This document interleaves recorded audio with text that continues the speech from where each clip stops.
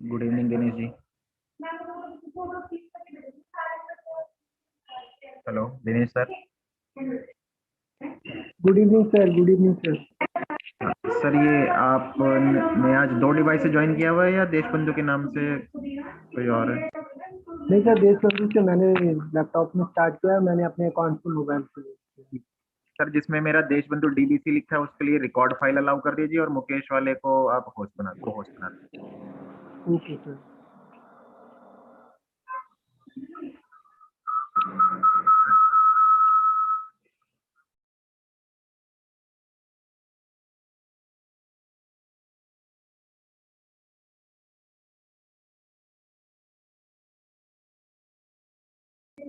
और सर आप अपने में भी रिकॉर्डिंग ऑन कर दीजिएगा, है ना, बाद में एकदम से भूल जाए तब।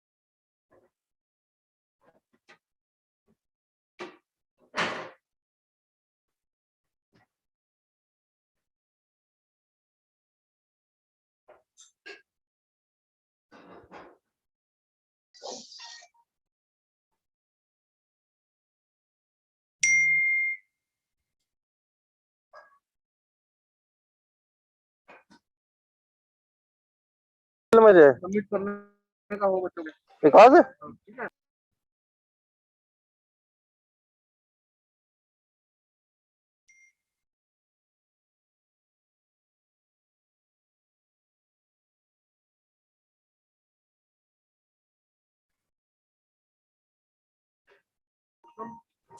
अपना रिस्टेबल कर ले।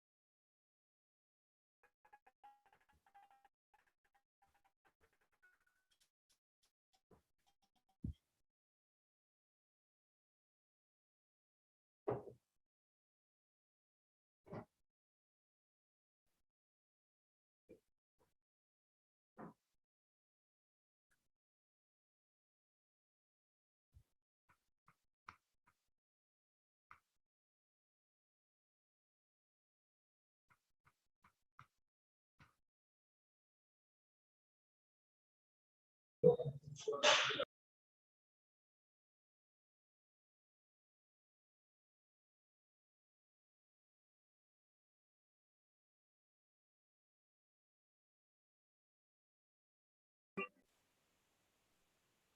evening, everyone. Good evening, ma'am. Good evening, ma'am. Good evening, everyone. Welcome you to the 4th day and first session of this workshop.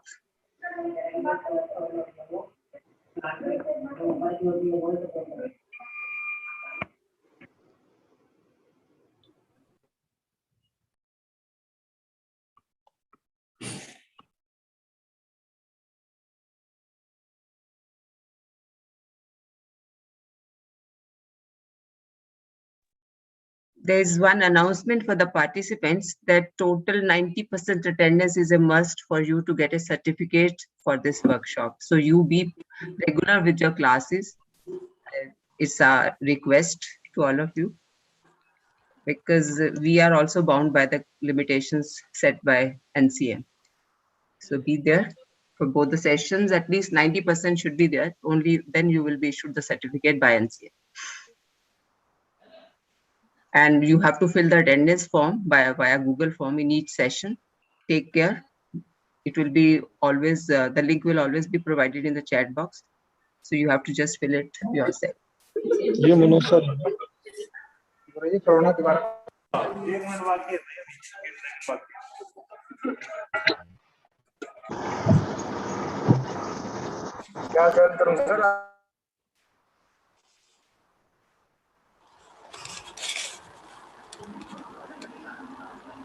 Hello. Good evening, sir. Hello. Welcome you to the 4th day and first session of your of this workshop. Yes. Now you're very regular, sir. Yeah. Okay. Sharp at 5. So you can start, sir. Participants are there.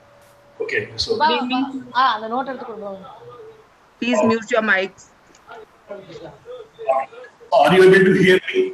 Yes, sir. Yes, sir. Yes, sir. Audible, sir. Okay. So yesterday we talked about quasi-linear partial differential equation, that is UT plus C U of U. Please share your screen. Oh, just 1 minute. Okay.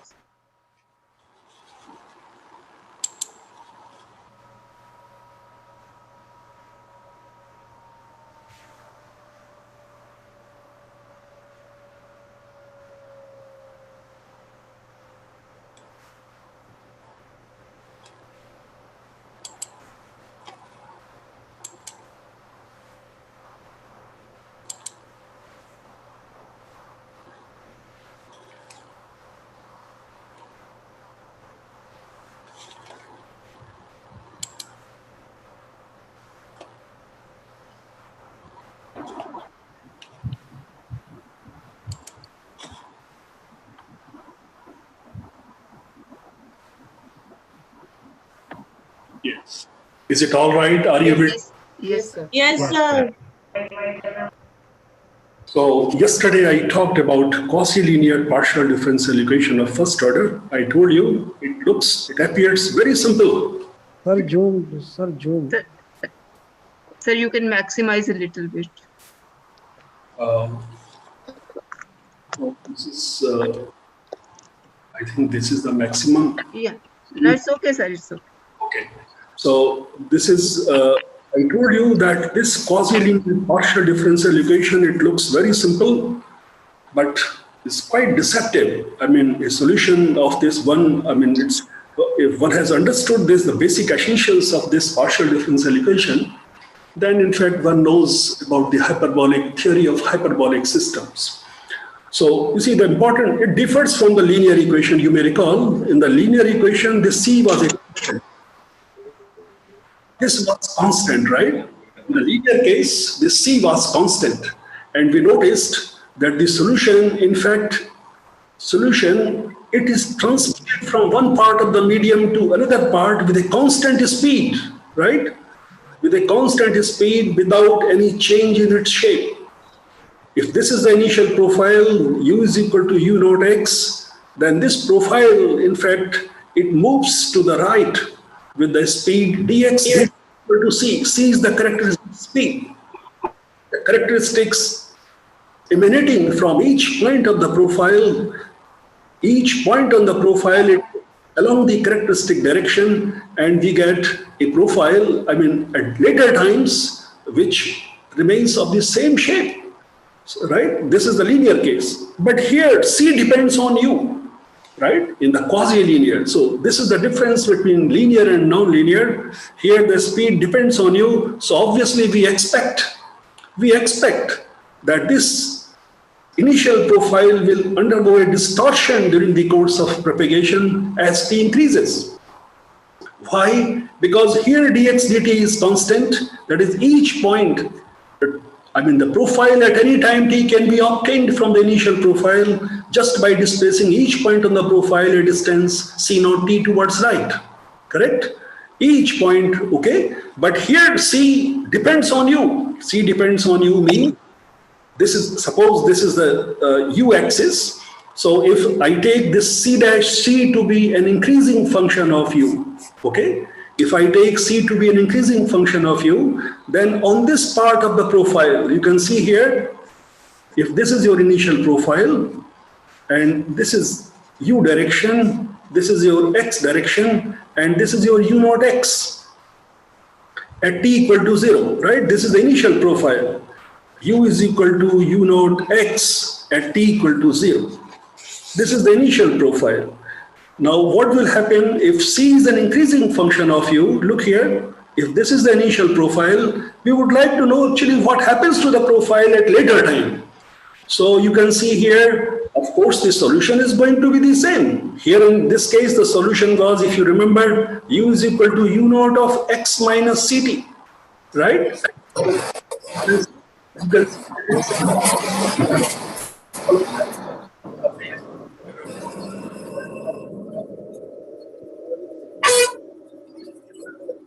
At t equal to 0, u is equal to u naught x. You can see here that it satisfies the initial condition, right? It satisfies the differential equation identically. So in fact, this is a unique solution of this initial value problem when c is a constant, and it shows that the profile moves with a constant speed without any change in its shape, then it is linear. But if it is quasi-linear means this c is a function of u. What is c? The characteristics. dx dt is equal to c of u. Along these curves, along these curves in the xt plane, of course, u remains constant. U remains constant because left hand side is nothing but du dt. So u remains constant along these characteristic curves. And if u remains constant, this right hand side is constant. You can see here that x is equal to xi plus t times c of, yes, u remains constant. So what is you can see here, what is that constant? This is any characteristic issuing from this point, and it meets the line. This is your xt plane.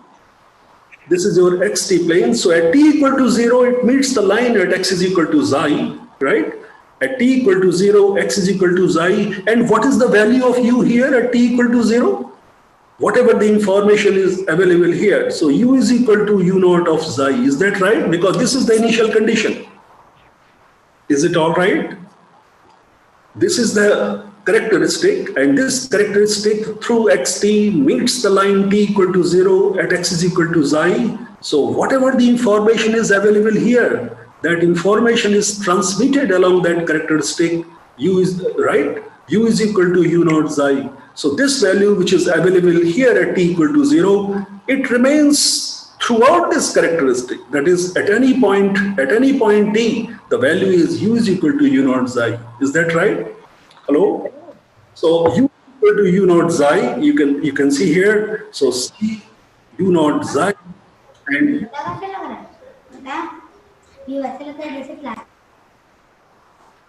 hello?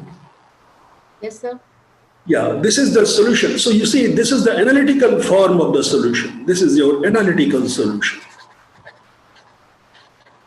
Analytical solution to this initial value problem, I will call this as 1.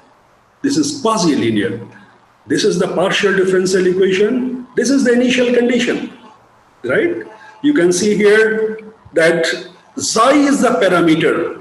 By the way, what did I say in the beginning? What are these characteristics? These characteristics span the solution surface. So here you can see what do you mean by span the solution surface? The union of all these characteristic curves. So if I eliminate psi from these two equations, in fact, it is the locus of that characteristic.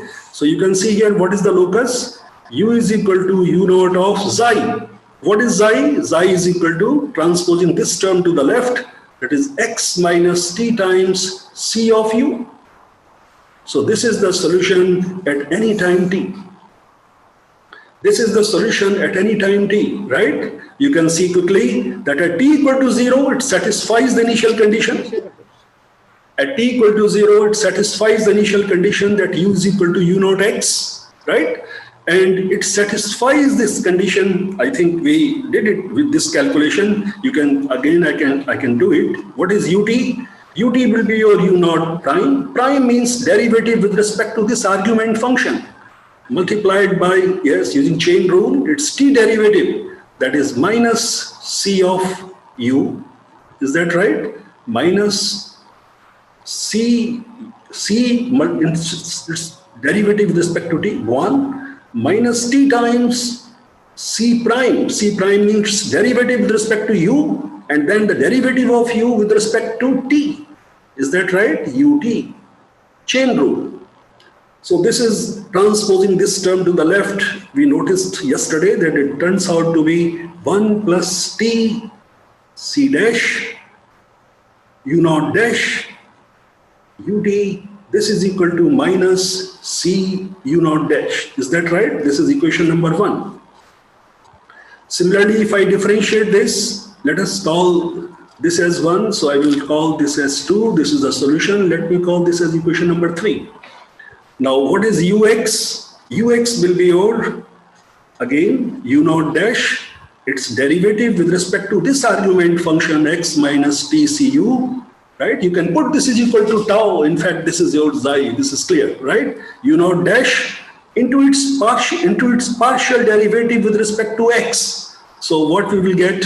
Partial derivative with respect to x means 1 minus t times c dash and ux. Is it all right? Transposing this term to the left, 1 plus t times c dash u naught dash ux. This is equal to u naught dash. This is equation number 4. From 3 and 4, it is clear if I multiply. So let me see here that ut from this, ut is your minus c u naught dash upon 1 plus t c dash u naught dash, and ux is your u naught dash divided by 1 plus t c dash u naught dash. Is that right? What I am going to show that this indeed is a solution of the initial value problem, right? In the neighborhood of the given curve, given space curve. So if I multiply this equation by c and add to this, what do we get? ut plus cux. Look here, c u naught dash upon this minus c u naught dash upon same expression. This turns out to be 0. These two equations, they imply that u is such that it satisfies the differential equation 1 identically. Is that right? Hello? Yes, sir. So this is indeed is a unique solution of the in the neighborhood of the character. See, this is your space curve.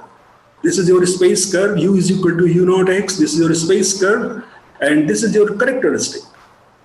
In the neighborhood of this space curve, we have got the solution. Right? This solution is of class C1. As so long as this is different from 0, right? We noticed because it is implicit form of the solution, right? It is the implicit form of the solution. So it is very clear that this solution is of class C1 as long as this is different from 0. Implicit function theorem I told you last time, it says that Xi can be expressed as a function of x and t. From here, xi can be expressed as a function of x and t provided. What is the condition? Yes, you see, last time I told you that this function x t xi, this x t xi is your xi plus t times c, which is a function of u naught xi minus x. This is equal to 0. This is the function which vanishes at some point x t xi, right? Implicit function theorem says that if it is a differentiable function, which is so, because c is assumed to be differentiable, u naught is assumed to be differentiable, so it's a differentiable function, right? At that point where it is 0 in the neighborhood of that also, right? So it is very clear. Implicit function theorem says that xi can be expressed as a function of x and t. Xi can be expressed as a function of x and t uniquely in the neighborhood of this point, provided the partial derivative of this with respect to xi is not equal to 0.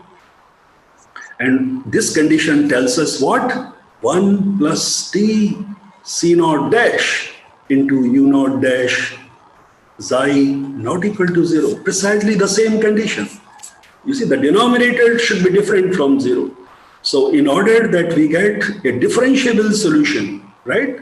A solution which is of class C1, that is ut and ux, they are also continuous. This condition must hold 1 plus t c naught dash u naught dash xi equal to 0. So what does it mean? This condition tells us that c naught dash into u naught dash, if these, right, if this expression c naught dash into u naught dash, if c naught dash and u naught dash, if they are of the same sign, then it is never 0. Because t is always positive. Hello? Yes, sir. Yes, sir. T is always positive. C naught dash, U naught dash. If C naught dash is positive, U naught dash is positive, this is positive, T is positive, okay? So this expression is never, this condition is always satisfied, right? The problem arises when they are of opposite sign. The problem arises when they are of opposite sign. C naught dash, that is C is an increasing function of u. So here you see we have assumed that C is an increasing function of u. So this C is all right, we have taken to be, this is always positive. C naught dash is what, this is always positive, right? This is always positive. But initial profile, if this is the form of the initial profile, look here, on this part of the profile, u naught dash, the tangent, right? It has a positive slope. Is that right? So this is positive, but here on this part of the profile, u naught dash will be negative, correct? And therefore, if they are of opposite sign, so at every point on this part of the profile, where u is a decreasing, u naught x is a decreasing function of x, on this part of the profile, this will be negative, and therefore at t is equal to minus 1 upon c naught dash into u naught dash psi, yes, the solution breaks down. When this vanishes, the derivatives become unbounded, that is, the continuity of the solution breaks down. This is what the analytical form of the solution says, but actually this is correct. You see, from this interpretation also, look here, what I say, on this part of the profile, C is an increasing function of x, right? On this part of the profile, C is an increasing function of x. And therefore, the particles, yes, they will move along the characteristic. Is that right? But it is clear that higher values, because C is an increasing function of u, so higher values of u will propagate faster. Am I right? Because dx dt is C of u. If u is large, right, the point located here will move faster as compared to the point located here. Am I right? Higher values of u, they propagate faster than the lower ones. Is that right? Hello? Yes, sir. So what will happen? The result would be, the consequence would be that this part of the profile will flatten. at later some time. Is that right? Because the distance covered by this point would be larger than the distance covered by this point as compared to the distance covered by this point, and so on. Is it all right? This part of the profile flattens during the course of propagation because the higher values of U, they propagate faster. But what will happen to this part of the profile where U is a decreasing function of X? On this part of the profile, tell me what will happen? Hello? It will steepen. Hello? Yes, sir. Because it's very clear. Because you see, the points which are at the rear part of the profile, the points which are in the rear part of the profile, they will propagate faster. You see, these points will propagate faster.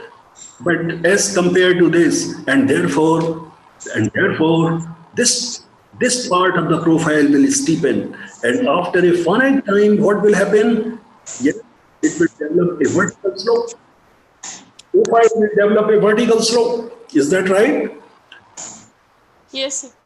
And beyond this, it is very clear because the higher values, they propagate faster. So the profile will fold into itself after a finite time. So this is the scenario you see at later times. This is the scenario. The first breaking takes place here. This is TB. What happens at this point? At this point, actually, this type of behavior, which is quite evident physically, it is predicted by the analytical form of the solution. Can you see? See, our simple argument says that yes, this phase of the profile where C is an increasing function of U, because here U is an increasing function and C is a function of U, right? I have taken C dash to be positive. So that is, whereas this part of the profile, it steepens. Is that right? This should be the behavior, and exactly the same behavior is shown by the analytical form of the solution. It is confirmed, right? So this is a perfect model, no doubt about it. Is it clear to all of you? Hello? Yes, sir. Any point which needs any clarification? So this is a remarkable thing. If it is a linear equation, the profile undergoes, yes, when it propagates, there is no distortion in the profile.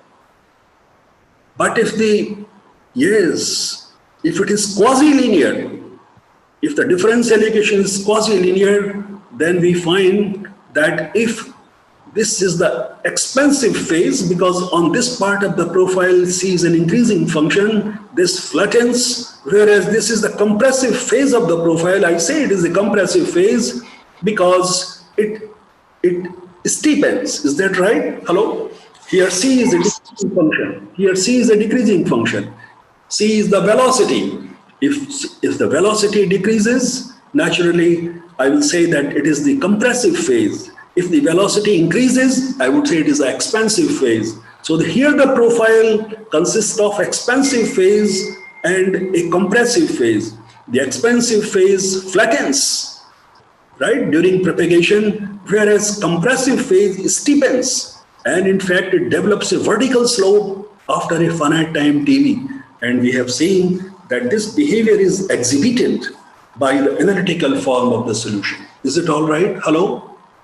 Yes, sir. Okay, so this is something which is very important and quite distinct. So this equation is quite different from the linear one. In the linear case, it doesn't happen. But in the quasi-linear, the solution breaks down after a finite time. Let us see what happens. So let me say, for the sake of simplicity, I will call this as minus 1 upon f dash. It is a function of, right? What is this C? C dash. C dash is nothing but C is a function of what? C is a function of U. And what is U? U is equal to U naught xi. So C is a function of U naught xi, but of course U naught xi is, we have said this thing, that U is equal to U naught xi along the characteristic. Is that right? That is U of xt at any time t is equal to u naught xi. This remains constant. Whatever the information is available here, this uxt at any time t, right? It is u naught xi. So actually, if we know the solution at this point, we know the solution at every point of this characteristic. All right. So I will call this as f dash. What is f? F is your C u of xi. Is that right? C of u naught of xi. If I take f is equal to, just, I mean, for the sake of simplicity in the expression, I take this expression T C of u. What is u? U is equal to u naught xi. Is that right? U is equal to u naught xi. It's quite clear from here. So C u naught xi, I have called this as capital F of xi. And if it is capital F of xi, the derivative of C would be what? Hello? This will be your F. If F is this, then F dash will be C dash into u naught dash xi. So I think this is a simple expression as compared to this, but we should always remember that F, this entity is nothing but C dash multiplied by u naught dash. What is C? What is F? F is C of u. What is C? C is the speed with which the points on the profile, they propagate along the characteristic. This is called the characteristic speed. This is to be kept in mind. So you see, if we are given an initial value problem which is quasi-linear, then we can find out the time when the solution breaks down. In the neighborhood of space curve, perhaps the solution may be, this is smooth. This is, I again repeat, the solution is smooth as long as this is different from zero. But this vanishes at t is equal to this. So away from this, in the neighborhood of gamma, this is your space curve. In the neighborhood of gamma, you get a unique solution which is of class C1. But as you move away from here, this solution, in fact, yes, the continuity of the solution breaks down. The gradients become infinite. And when the gradients become infinite, the continuity of the solution becomes discontinuous. No? Is it all right? Or there is a question from your side? Hello? So no question. Yeah. Yes, please. Okay. So let us see what happens in the xt plane. This is what we have observed in the ux plane. This is what we have observed in the UX plane, that if the profile is like this, right, it has some expansive phase, some compressive phase, then actually it undergoes distortion, and after a finite time, it develops into a discontinuity. But if the profile is just expansive, that is C dash and U dash, they are of the same sign. If this is the initial, say, profile, if I take, say, this is the profile, for example, there won't be any breakdown because it is an increasing function, right? For an increasing function, C naught dash and U naught dash, both are of the same sign. It will, right? This expression will never vanish. Is that right? But if it is compressive in nature, if I take the profile to be like this, if this is the initial profile, then at every point on this part of the profile, the solution will break down after a finite time. And in fact, this expression enables me to determine what is the breaking time. Is that right? Hello? Yes, sir. And let us see what happens in the xt plane. So in the xt plane, I can use this. All right. So in the xt plane, let us see what happens. This is your xt plane. This is your xt plane, right? So if suppose this is the profile in the ux plane corresponding to, suppose these are the points, say xi1, these are the points, yes, xi3 and xi4, right? I mean, this point, the value of u is right somewhere here. So you say this is your ux plane and this is your xt plane. Ux plane is this, right? This is your u and this is your x. There is no need of writing this, but just for the sake, I think it would be better if I write just below it.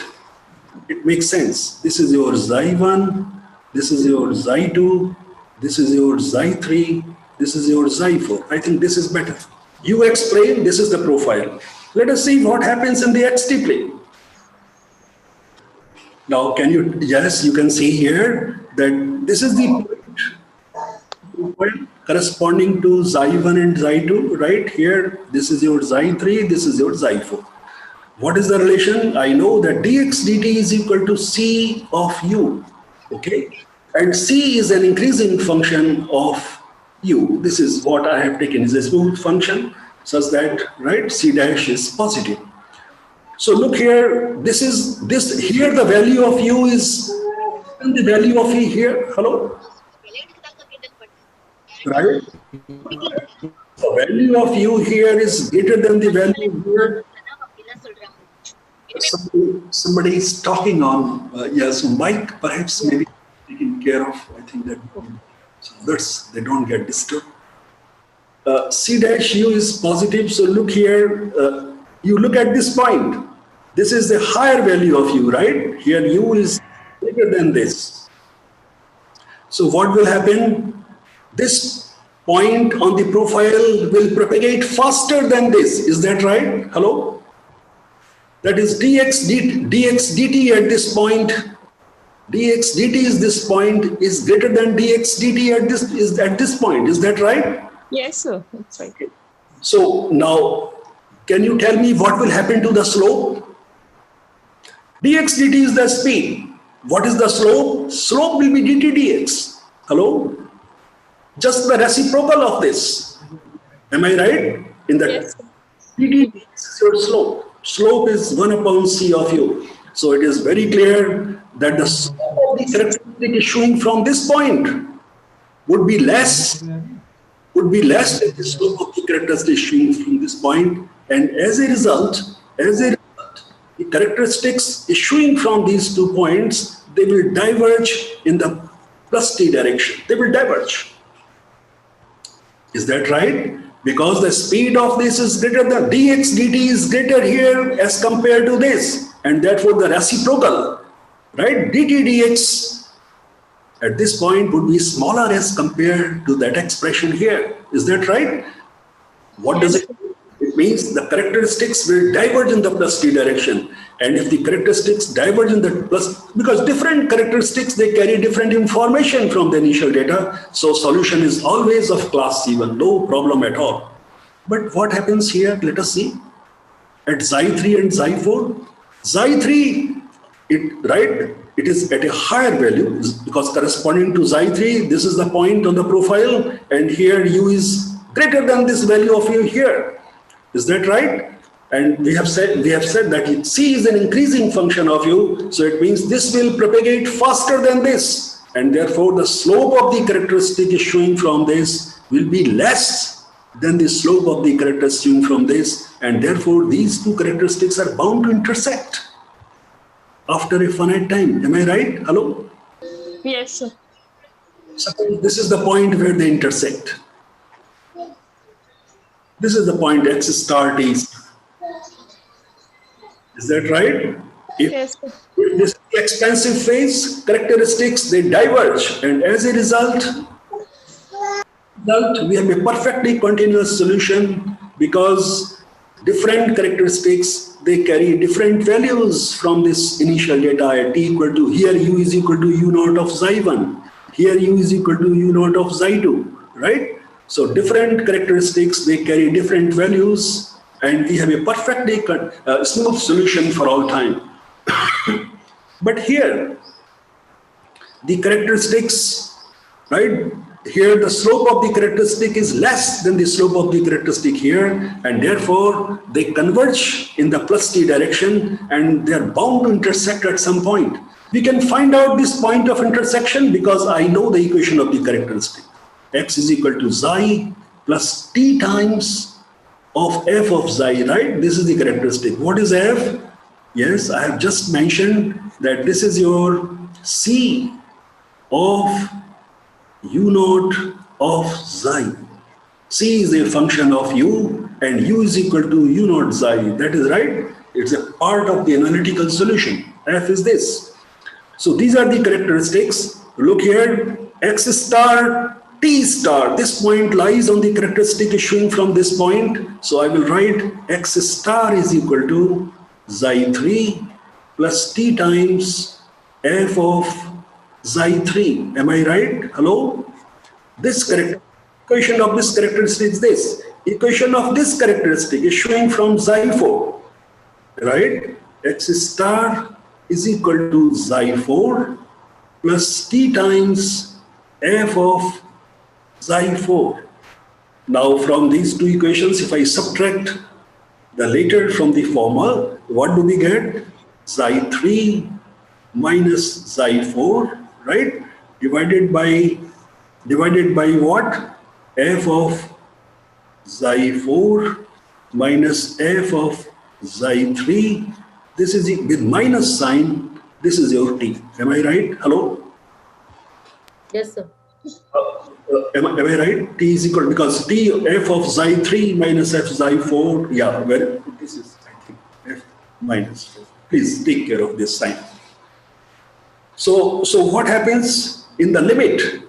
In the limit, say if xi3 approaches xi4, in the limit when xi3 approaches xi4, what happens? This is nothing but, in the limit, this is nothing but minus 1 upon f dash at xi4. Am I right? Calculus. Recall the definition of derivative. Okay? Fx2 minus f at x1 divided by x2 minus x1. You bring it in the denominator. I can write this as minus 1 upon f of xi3 minus f of xi4 divided by xi3 minus xi4. Is that right? And in the limit when xi3 approaches xi4, yes, what is the limit of this ratio? Yes, it has f dash xi4. So you can see here, it is the same expression. It is the same expression. So T is, in fact, is your T star. I'm sorry. T star. So T star. What is T star? T star is given. T star is the point where these characteristics intersect. But we have just seen that characteristics intersect. Okay. When characteristics intersect, what happened? We have obtained this expression. T is equal to minus 1 upon f dash. This is the same expression, you see. 1 upon f dash. It means what? You see, if the profile develops a vertical slope, in the xt plane, it corresponds to the situation that the characteristics issuing from these 2 points intersect. Hello? This is the meaning.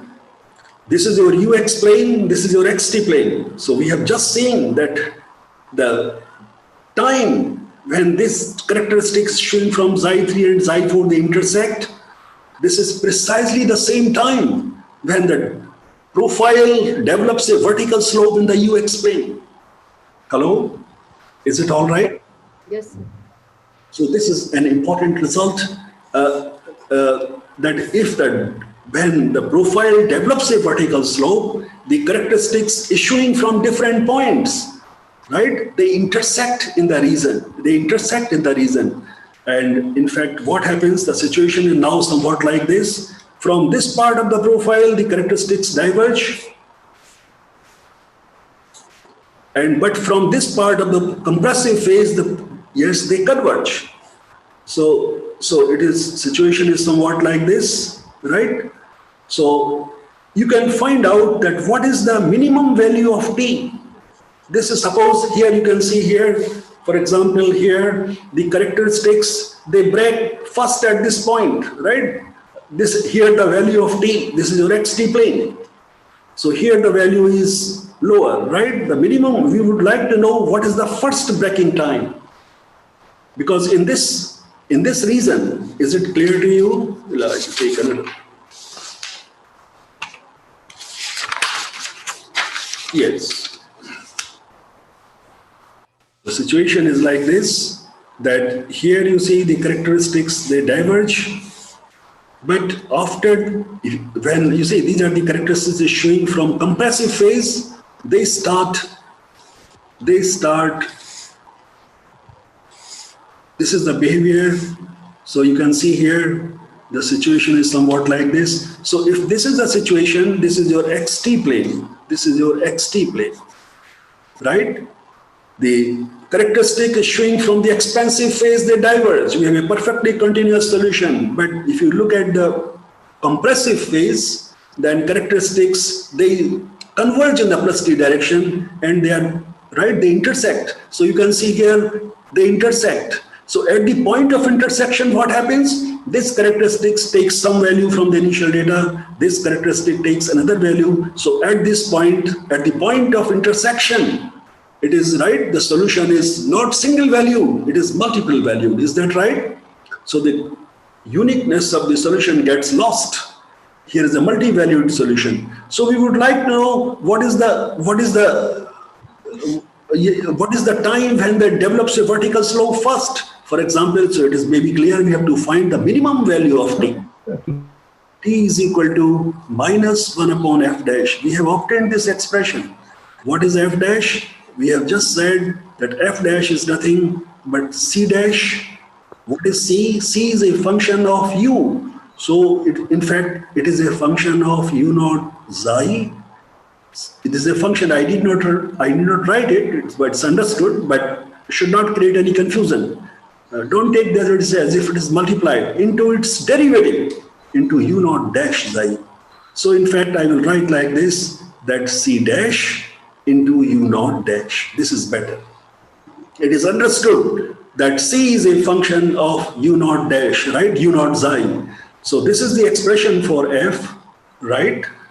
So it is clear from here that this time, right, this is to be minimized. I want to know that what is the minimum value of t. This is the minimum value of t. If I take this as t, you can see here that in this part, right, in this strip, you have a perfectly continuous solution. This is the first breaking time. Here the solution is of class C1. The first breaking takes place, suppose this is your t is equal to tb, this point. So it means when t is greater than or equal to 0, is less than tb, the solution is C1. The solution of the initial value problem is C1. Beyond this, now it's a multi-valued reason. So it's all right. I can say that the solution is of class C1 here, right? This is something which is very important. So let us take an example of, then perhaps it would be understood in a better way. I take this as ut plus ux, this is equal to 0, right? And the initial profile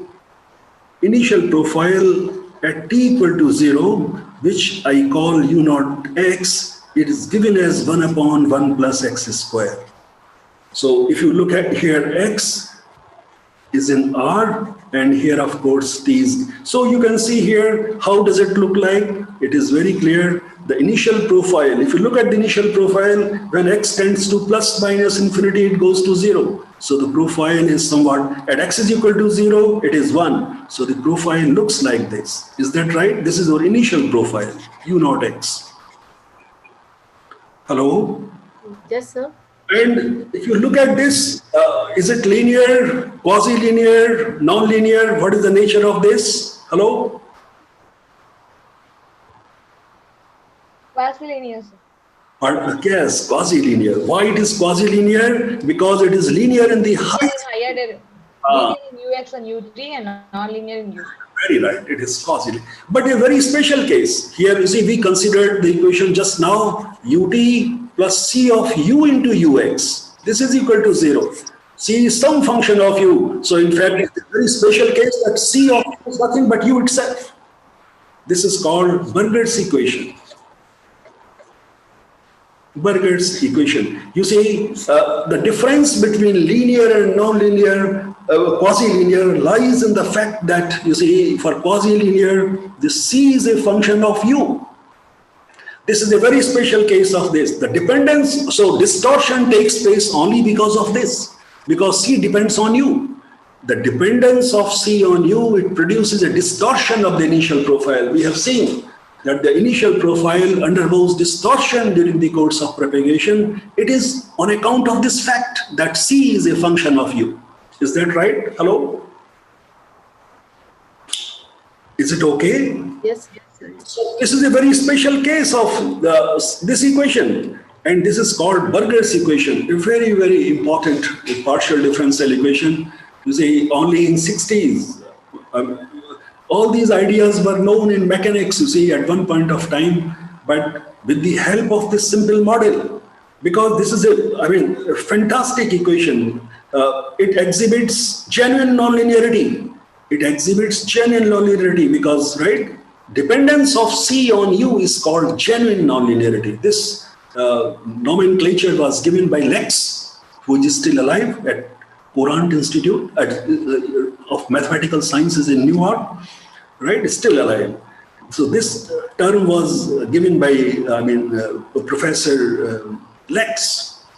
Burger's equation. Burger's used this equation, you see, in modeling turbulence. So this equation became very famous in 60s. Large number of papers, they were based on this differential equation.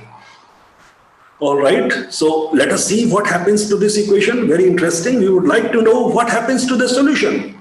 This is your space curve, and this is the characteristic, right? We are using the method of characteristics. So what are the characteristics? The characteristics are obtained, dx, ds. This is your, tell me what is dx, ds? Hello? U. Very nice, very good. This is your u. What is dt, ds? 1. 1. Very good. And what is du, ds? 0. 0. Very nice. And what is the space curve? A space curve is this. That is, I can parameterize it. X is equal to xi, t equal to 0, and u is equal to u naught x, u naught xi. That is 1 upon 1 plus I square. 1 upon 1 plus xi square. Excellent. Very good. I told you what is the methodology. Cauchy problem is solved, right, by considering characteristics emanating from points of gamma, right? So these conditions are taking on S is equal to 0. This is the point, S is equal to 0. P is any point here. P, this is the point whose coordinates in the S-xi plane, right? Xi coordinate is, this is xi and S is 0. It emanates from this point. All right. So what do we get? First of all, you can see that what happens to this Jacobian? Dx dxi. Dx dxi is 1. What is dt dxi? 0. What is dx ds? Dx ds at s is equal to 0. I want at s is equal to 0. Tell me quickly what is dx ds at s is equal to 0?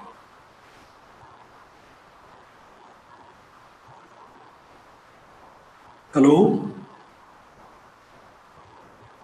I want this as dx ds and dt ds at s is equal to 0. I want these expressions. So tell me dx ds. What is dx ds at s is equal to 0? 0.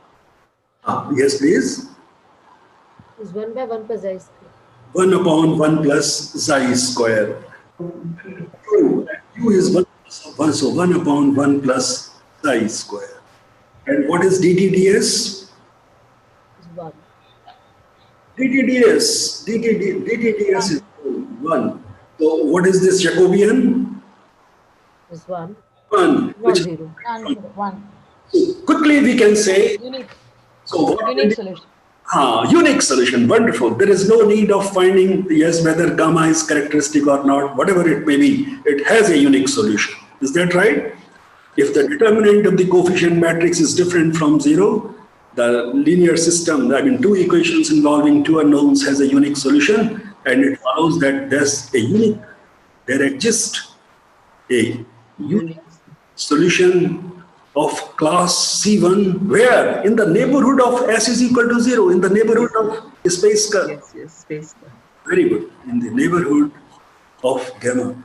So look here, in the neighborhood of gamma, we have a wonderful situation. It is the solution is of class C1. It is precisely like this. You see, at t equal to 0, this is the thing. At t is equal to TB, yes, solution breaks down. But between 0 and TB, you have a solution which is of class C1. This is precisely happening like, right? It is quite possible that beyond this, the solution may not be unique. It is quite possible. Solution may not be unique. Solution may not exist. Solution may break down. So let us see what happens. So it is very clear. We have just seen that what is the breaking time now. Hello, we can find out what is the breaking time. Breaking time we have already determined. We can write down the solution. The solution is going to be the same form that U is equal to, right? It is very simple now. Solution, smooth solution I can write. How to write the smooth solution? Tell me quickly. Integrate these equations. So what do you get? T is equal to, U is equal to constant. Let us start with this. U is equal to constant. U is equal to constant, is that right? And, and constant at S is equal to 0 is 1 upon xi square. Is 1 upon 1 plus xi square. So U is equal to 1 upon 1 plus xi square. Am I right? U is equal to constant, which is U naught xi, and U naught xi, in fact, it is given by this expression. What is T? Tell me quickly. T is equal to S, and at S is equal to 0 plus some constant. That constant can be determined using this condition. At S is equal to 0, T equal to 0. So that's all. That constant turns out to be 0. Now you tell me, what is X? Hello? Yes, sir.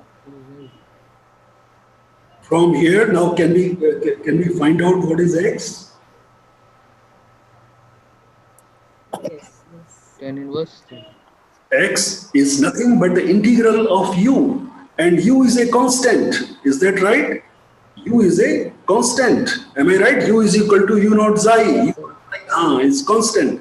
So X will be your S. Am I right? X will be your S times U naught xi. I know what is U naught xi. It is U naught xi is 1 upon, yeah, right, 1 upon 1 plus xi square plus some constant. What is the value of that constant? Because X is this, X is xi. Excellent, excellent, very good, nice. Because at S is equal to 0, X is equal to xi. So very good. So it is very clear because the Jacobian is different from 0, so I can, these correct, you see, what is this? It is the locus of a point which depends on two parameters, S and xi. And in fact, it represents a unique surface because Jacobian is different from 0. So it means what? I can solve these equations for S and T. So it's very clear that S is your T. Hello?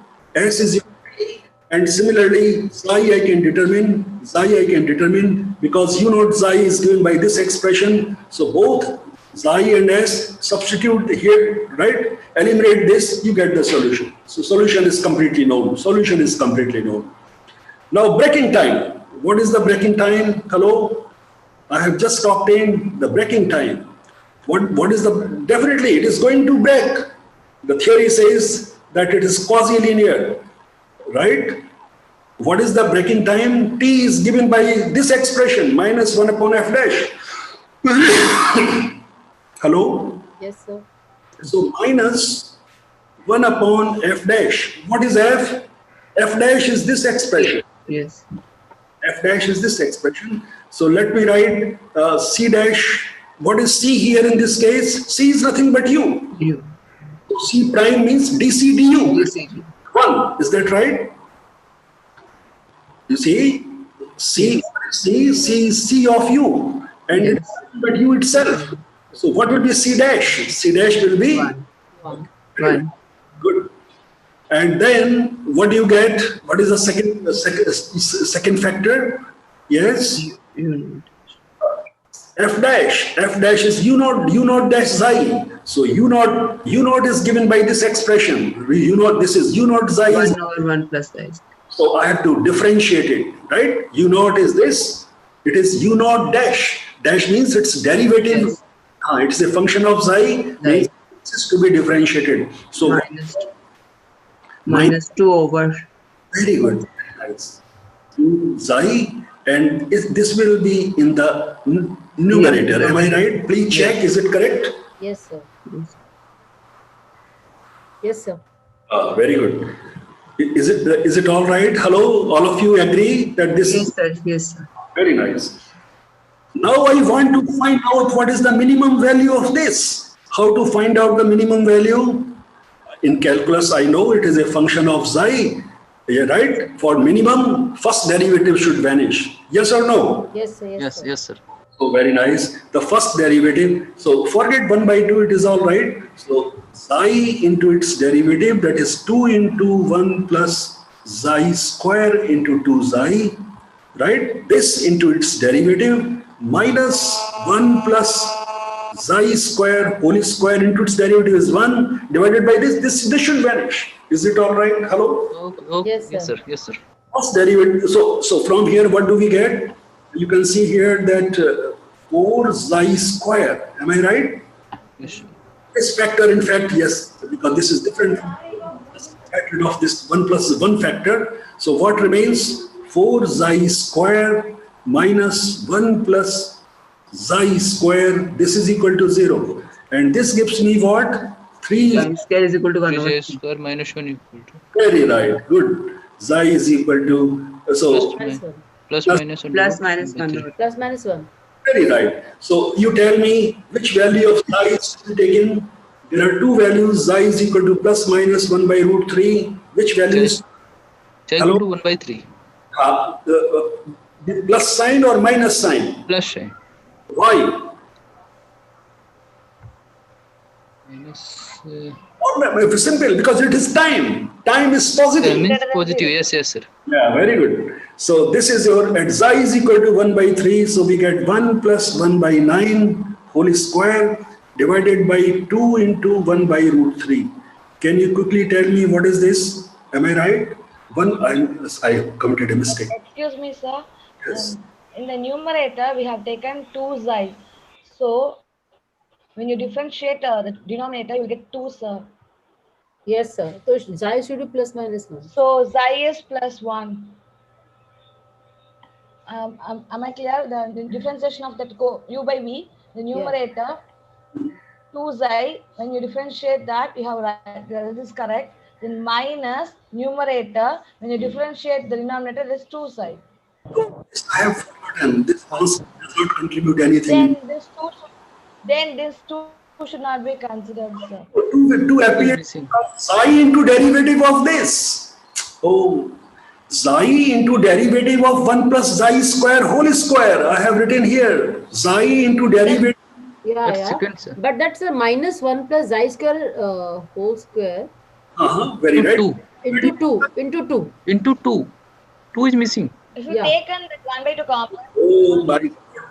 Arey, you forget this half, we will take care of this half later. What is the function? Okay, sir. Okay, sir. Then the first term, the 2 should not come. Yeah. The first term, 2 should not come.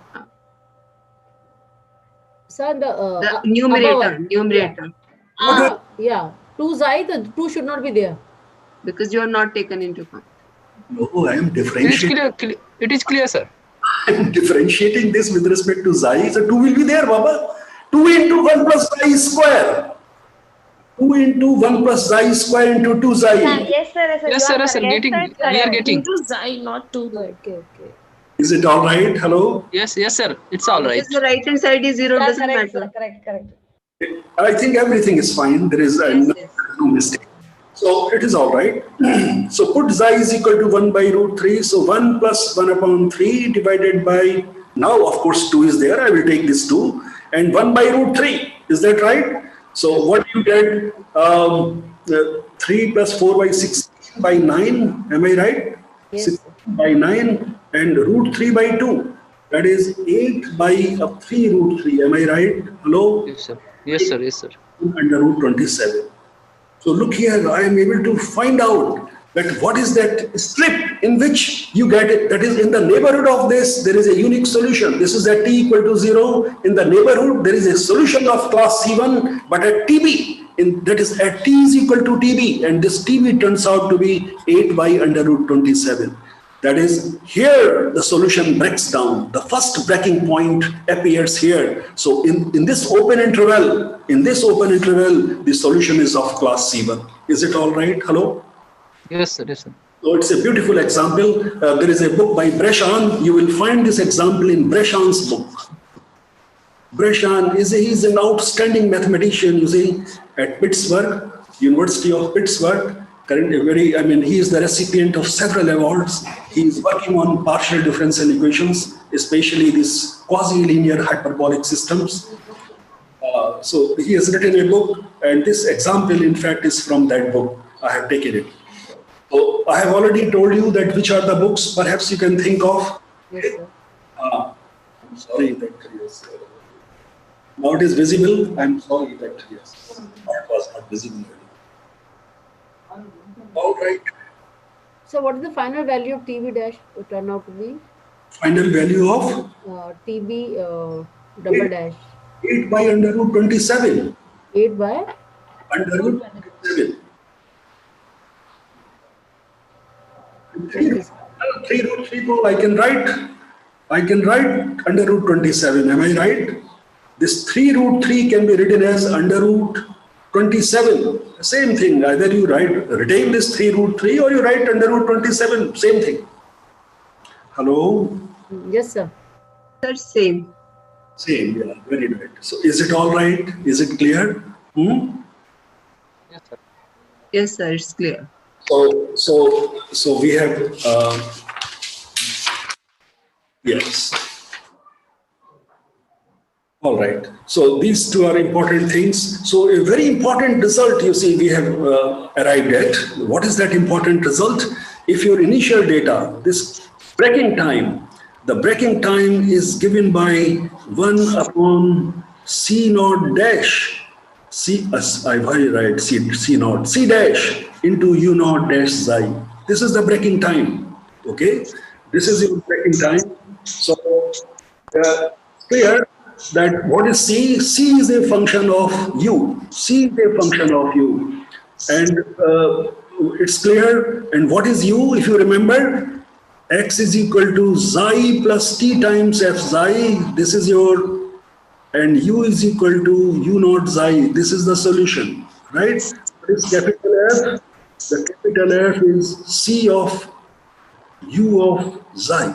This is your analytical form of the solution. Do you recall? X is equal to xi plus T times F of xi. U is equal to U naught of xi, where capital F is given by this expression C of U of xi, right? And we have found that after a finite time given by this expression, what happens? The continuity of the solution breaks down. What happens? What does it mean? The gradients become infinite. Ux and ut, they both become unbounded. They both become unbounded. Hello? Yes, sir. Any clarification? Any query from anywhere? Hello? No, sir, it's clear. No, sir. No, sir. All right. So look here, if your initial data is such that, your U is bounded, is that right? What is U? U naught? U naught is your initial data, it is given to you. U at t equal to 0 is U naught. This is given to you. What is X? X is in R. So if U naught is bounded, that is maximum of U naught, if it is capital N, is that right? C is a function of U. So C dash, right? C dash, that is maximum. So I can say that maximum of U naught dash, because it's a bounded function. So maximum of U naught dash, suppose it is your L, right? And maximum of C dash, the domain of C is nothing but U. So I have to maximize, it is on R, right? Here maximum is to be taken on because the domain is U, and U takes values minus M2 plus M. That is this closed interval minus M2 plus M. So if these entities, right, if they are bounded, let us say capital N, if then I know TB. TB in fact is always less than 1 upon, right? What do we get? C dash, that is your N, and U dash, that is your L. So what a wonderful result. This is a theorem, very simple theorem, but quite apparent. You see, from this result, it is quite apparent that if these functions are bounded, what does it mean? If the Cauchy data is globally bounded, that is, if the Cauchy data is globally bounded, globally smooth and bounded, then the breaking time is given. I can find out what is the breaking time, right? That is, look here, it has the initial value problem has a smooth solution in this interval, 0 to TB, right? This is your T direction and this is your X direction. In this region, there is a smooth solution. T varies 0, less than or equal to T, less than TB, and TB is given by this expression. A very important result. Again, you will find its proof in Breshan's book. Okay, but the result is very important and it is quite apparent also. If I can find out, so if the Cauchy data is globally smooth and bounded, I can quickly find out what is the breaking time. All right, so this result is quite important. Now the question arises, right? Now, can you tell me now, I ask you a question, this breaking takes place on account of what? What is that which causes this breaking? Hello? In linear case, no breaking, right? No breaking. In quasi-linear case, I have seen that there is a breaking. Breaking. Why this breaking takes place? Hello? Why this breaking takes place? This breaking takes place because of the intersection of characteristics. Yes. This is the main reason. You see, these characteristics which do not Yes. intersect here in this region, Yes. but outside this they can intersect. See? Yes. It's like this. If the characteristics is showing from different points of this space curve, if they intersect, then at that point the solution becomes discontinuous. And what happened in this strip? You have a perfectly smooth solution. But outside this, it's quite possible that the solution may break down, and this is precisely happening here. Is it all right? Let us see what happens in semi-linear equations. Semi-linear equations. Semi-linear equations. Let us take a very simple case of a semi-linear equation.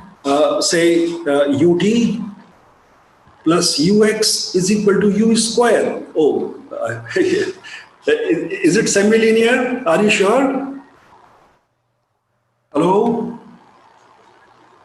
Please tell me whether this differential equation is semi-linear. Yes, sir, semi-linear. It seems semi-linear. Very good, very nice. Okay. And I take the initial, so x is, of course, I take this x to be positive, it's all right. I can take this to be positive. And u, or in fact, there is no need of putting this condition. X, I will take x is in R, it is fine. X is in R, and initial profile I need x at t equal to 0. Suppose this is your cosine of x. This is your initial value problem. So in fact, the solution of this, yes, can be determined.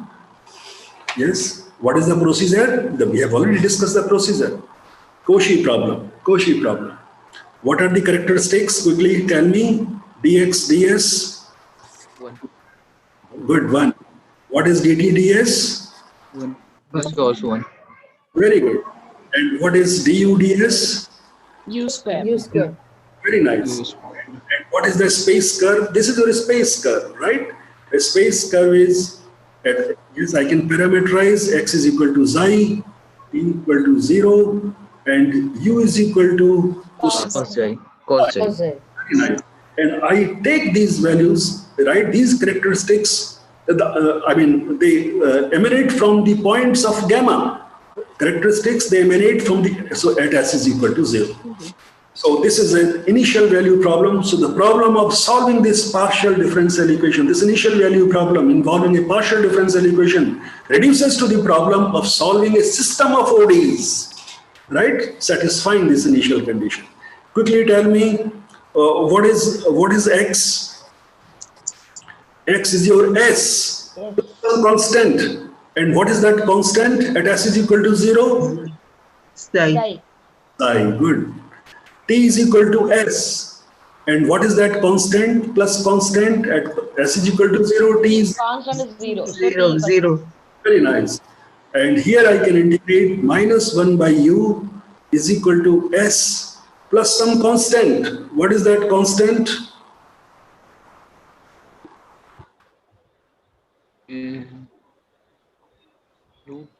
cos xi. This is equal to minus 1 upon, hello? Am I right? What is the, wow, Minus 1 by cos xi. minus 1 by cos xi, minus 1 by us, yes, minus 1 by cos xi. Correct. All right. So we can find out, look here, it's very clear that s is equal to t and xi is equal to x minus t. S and t, s and xi can be solved. So even this is the feature, definitely Jacobian of the transformation is different from 0. You can see here, what is g xi 0? J, Jacobian of the transformation, it is your dx d xi, it is your dt d xi, it is your dx ds, it is your dt ds. Tell me quickly, what is this expression? Dx d xi. Dx d xi is 1. 1, 1. 0, 0. It is 1, 1. 1. 1. And is very good. Equal to 1, not 0. And therefore a unique solution in the unique solution where in the neighborhood of Gamma. this is the point s is equal to 0.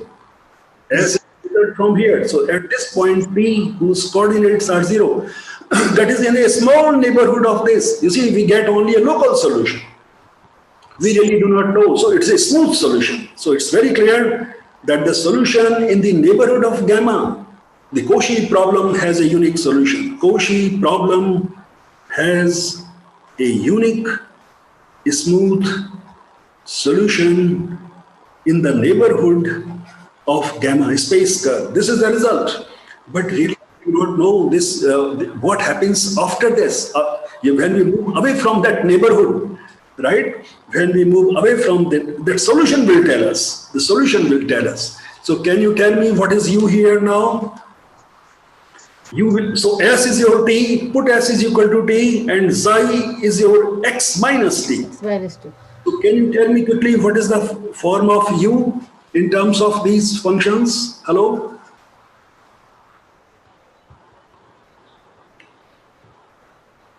You can do calculation faster than me. 1 by u will be your 1 upon cos xi minus s. Am I right? From T.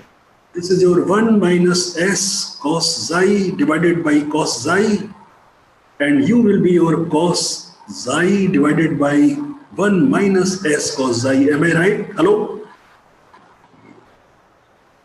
Is it all right? Yes, sir. Yes, sir. Very good. So now we know that xi and s, they have been computed in terms of s and t. S and T. So uxt will be your, I'm sorry, uxt will be your what? Sine of xi. Xi is your x minus t. Am I right? Yes. X minus t divided by 1 minus 1 minus t. This is your t. Am I right? T. Yes. Sine of x minus t. So look here, this is the solution. This is the solution at any time xt. What do you infer? Hello? What do you infer from this form of the solution? Can you tell me? Is there, yes? What are the consequences? Can you draw some consequence from here? The solution at any time t is given by this expression. Look at the denominator. What happens? Look at the denominator. What happens? When t is equal to, hello, when cosine of x minus t, because cosine is a bounded function, right? Yes. No matter what x minus t is, the cosine function is always bounded. When cosine of x minus t is 1 by t, yes, then there is a problem. Yes or no? Yes, sir. What happens? U becomes unbounded. Becomes unbounded. U becomes unbounded. What happens in quasi-linear? What did we notice? Do you remember? Gradients become unbounded, not U. U remains finite. Yes. In quasi-linear, U always remains bounded. U remains bounded. But Ux and Ut, they become unbounded. Right? As t approaches t. But here in semi-linear, Q becomes unbounded. U itself becomes unbounded. Is that right? Hello? Yes, sir. The solution becomes unbounded. So in fact, solution blows up. Solution blows up. And what happens? You can see here, at time say t is equal to 1. What happens when t is equal to 1? When time, yes, t is 1, what do we get? Cosine of x minus 1 is 1. And this gives me x is equal to c plus minus 2 n pi, right? N is equal to 0 plus minus 1 plus minus 2. Am I right? Yes, sir. X is equal to 0. Is it all right? Hello? Yes, sir. So x is x minus 1, that is equal to 1. So x is equal to 1 plus 2 n pi. Is that right? Hello? Yes, sir. Okay, so look here, at this distance, running after a running length of 1 plus 2 n pi. So you can see here that n is equal to 0 plus minus 2. At all these points, the solution becomes unbounded. Is that right? The solution exhibits a blow up, right? At t is equal to 1 at all these points. This is the cosine function. Am I right? Yes, sir. The cosine function at t is equal to 1, you find that these peaks, in fact, at t is equal to 1, the solution becomes unbounded. So a very different feature from quasi-linear and linear. But here characteristics, they don't intersect. No, characteristics, they never intersect. It is clear from here. Hello? So, Yes, you see, these three equations, they have different features. You should always keep in your mind. In linear case, there is no distortion. There is no distortion in the linear case, right? In the quasi-linear case, there is a distortion, and this distortion because of, yes, because characteristics, they start converging or diverging. That is the nature. As a result, it undergoes the distortion. And in semi-linear equation, it blows up. There is no, I mean, the non-linearity, this blowing up. You see, this feature, when gradients become unbounded, we say that the solution is experiencing a gradient catastrophe. There is a name for it. The solution develops a gradient catastrophe. But here the solution blows up. There the gradients blow up, right? So these are different features. I think time is up. I have taken enough time. I'm sorry that somebody would be waiting for the lecture. I'm very sorry. No, sir. It's okay, sir. Namaskar, sir. Thank you It's very a much. very interesting lecture. Even I was also enjoying that. Yeah. Namaskar, sir. Namaste, namaste. Kapil is this side. Am I talking to Professor Kapil? Yeah, yes, sir. Yes, sir. Oh, very nice, very nice. Good, good. Okay, I'm sorry I have taken enough time. No, sir, it's fine. I enjoyed this lecture. Tomorrow we will talk. I was, tend to attend all your lecture, but I had some preoccupied. I missed that. Some of. So you can get recorded version. Yeah, sure, ma'am. Please provide. Sure, sir. Okay. Thank you, sir. Thank you. Thank you very much, sir. Thank you, sir. See you tomorrow. Thank you, sir. Thank you, sir. We welcome you, Professor Kapil Sharma, in today's session. Now it's your time. You have to start your lecture. Namaste, sir. Okay, namaste, ma'am. Thank you.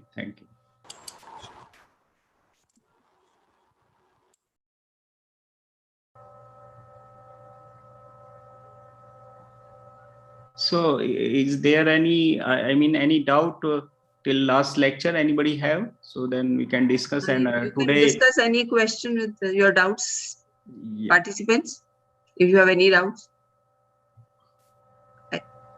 I think, sir, you can start. Okay, thank you.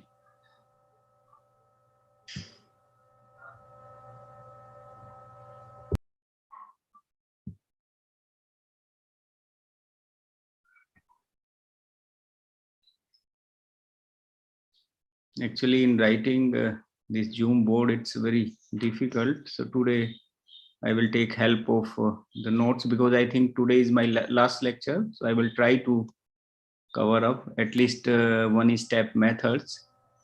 So, sir, you can write side by side if you need. Yeah, if it requires. Yeah, if it required, you can use a side margin. Yeah. Otherwise, it's I will try, because by notes I can cover little more. Yes. So we already have, seen that how we have generated these step marching methods, means explicit Euler explicit method or forward method, Euler forward method, and Euler backward method, and trapezoidal method. So we can just combine that also. Basically, our motive is to get approximated this integral. This cursor is visible to you, ma'am? Yes, sir, cursor is visible. But sir, I have one question. This is from some book, or it's your own notes?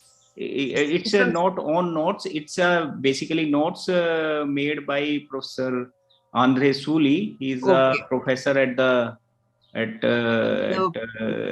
we get the, are they accessible to us? Yeah, I think I can send you. Yeah, you can share it. Yeah, I can. Please share. But these are not my own notes. These are. So that's what I'm asking, because we want these notes, because it's difficult to write all the time. It's better if we have. That okay, can. Sir, but, please share it with us. Yeah. Okay. I will send. I will. Okay. Thank you. So what I was discussing basically, so our basic motive to approximate this integral, am I right? And we did by the rectangular rule in the case of Euler backward or Euler forward, and trapezium rule by in the case of trapezoidal rule. So by these way we have done. So we can generalize this as a theta method, or all one parameter method. So how we do that? Generally, basically what we are, if you might have observed that in the case of forward Euler method, we have took the contribution of the first node of the interval at xn, and in the case of backward we have taken the contribution of the value of the unknown at the terminal node. And in the case of the trapezoidal rule, we have taken the contribution of the both one. So then we can generalize, we can approximate who have exposure to the numerical approximation of integral. So in that case, so we have basically approximated this integral by this one, h times 1 minus theta, the value of the function at the initial node of the interval, plus theta times the value of the function at the terminal node. So in that way, now if we put theta is equal to, theta is equal to 0, so then we will get forward Euler method. If we put theta is equal to 1, so then we will have the backward Euler method. If we put theta is equal to 1 by 2, so in that case we will have the trapezoidal rule. Yeah, so we have generalized, and we say that, okay, apart from this, we say that this is a one parameter family of the method, and we have taken theta belongs As to a the parameter. closed interval Yes. 0 to 1. And till the value of theta is less than half, so it will give you the explicit method. As it goes beyond that, 1/2 to 1. Yeah. So then it will give you the implicit one. So this motivate. So this is a the method in that case, that y at xn plus 1. Here, if you look in this book, they have written it is an approximation, and when they replace this y by yn plus 1, so then they put an equal sign. And of course, yn plus 1, as we already discussed in the last lecture, that yn plus 1 not equal to y at xn plus 1. Basically, yn plus 1 is an approximation to y at xn plus 1. And same yn is an approximation of y at xn. So this is a theta method, we call it, one parameter family of methods. Yn plus 1 is equal to yn plus h times 1 minus theta fn plus theta fn plus 1. So yeah, they explain that if theta is equal to 1, so implicit we will have. If theta is equal to 0, then we will have explicit Euler, and theta is equal to 1/2, then we will have trapezoidal. And they solve, I think it's a very good example. If you look here, these are the this is the table. Basically, this is a table, and this is the first result is for is obtained by the forward Euler, and this is from the backward trapezoidal, and this last one is the backward. Yeah. So they have shown, and what is the exact where they have the exact value for that?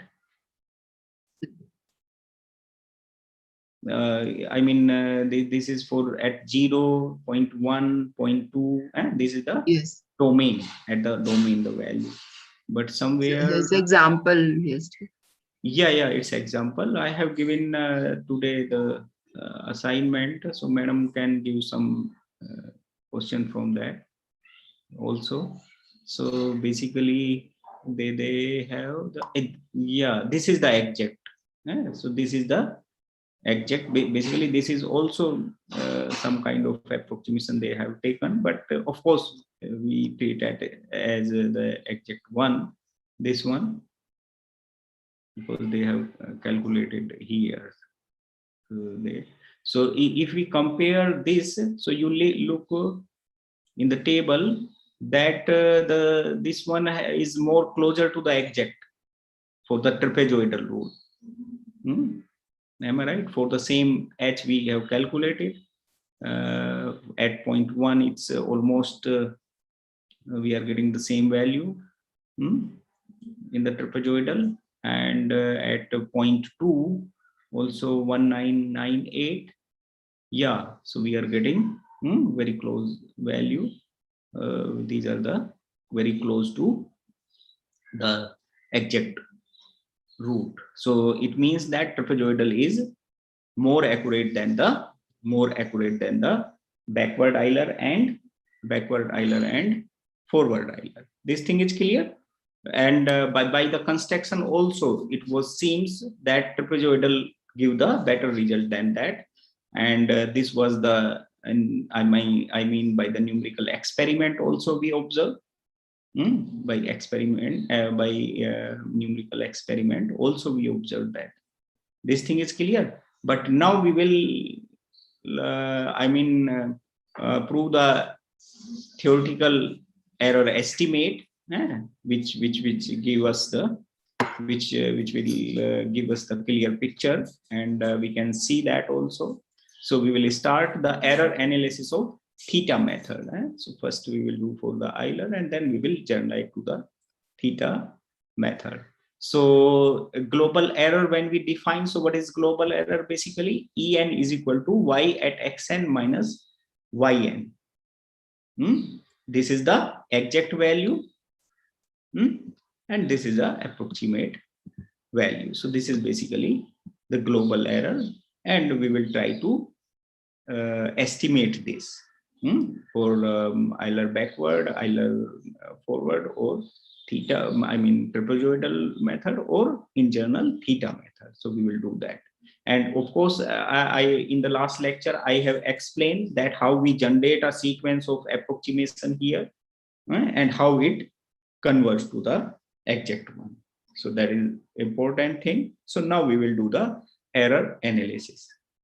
So we will start from the Euler explicit method, and then you can easily generalize to the theta method. So this is our method. Yn plus 1 is equal to yn plus h times f at xn yn, where n is running from 0 to capital N minus 1, and of course y0 is initially given. So then we define the truncation error. How we define the truncation error? Basically if we replace so what was the truncation error? If you observe the truncation error, if you observe, because now when we make the approximation, so then this inequality became inequality. It means that if you now differentiate left hand side and right hand side, and whatever value you are getting, of course that will be non-zero, and that is defined as the truncation error, because something we are neglecting, and because of that there was an error. That error is known as the truncation error, as I told you in the last lecture, if you remember. So basically here we define Tn in that way, that we write this yn plus 1 minus yn divided by h is equal to f at x and yn. Now what we did, we replace the computed solution by the exact solution. Am I right? When we replace computed solution by exact solution, so then this equality will become inequality. Am I right? And the difference between the two sides will become non-zero. That non-zero quantity is known as the truncation error. The quantity obtained by inserting the analytic solution yx into the numerical method and dividing by the small size is referred to as truncation error. This is not only for the Euler only, it is for all single step method. Indeed, it measures the extent to which the analytical solution failed to satisfy the difference equation for this, in this particular case, the Euler method. Otherwise, we can say that the numerical method. So this thing is clear. So now please do one one calculation. So now here apply Taylor's. We can write this y at xn. We can write this y at xn. Even here I can write, I think, y at xn. Or I will use, so in the side I can use that board. Hello, ma'am, you were telling something that in the side we can use that. Yeah, I think we can do that. We can take through this.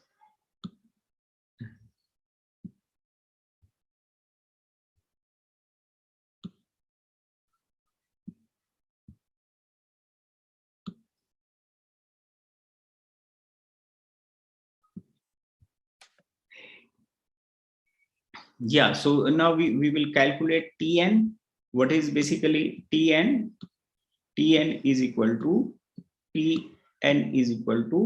y at xn. So I'm just considering this one, this part, or then we will write that. So I can write y at xn plus 1 is equal to y at xn plus xn plus h and now I am applying here the Taylor's method. So I expand this function y around xn. So what I will have y at, I have y at xn. Xn. Yeah, xn plus h times. H times. Yeah, h times y prime. Yes. Y prime at xn. Xn. Y prime is nothing but y prime is equal to f. So I can write that f, if you allow, f at xn. Okay. F at n means f at xn and comma y at xn, and then I will make minus sign. And now I am writing this one. So tn here. So if I'm missing this, I can just do. So minus, I mean plus higher order term. I can say that plus the terms of order. Order h, or I should write, I think, one more term I can write. Yes, h square you can write. Yeah, I can write one more term.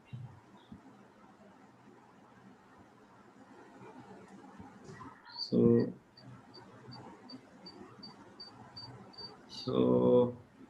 h square by 2, h square by 2,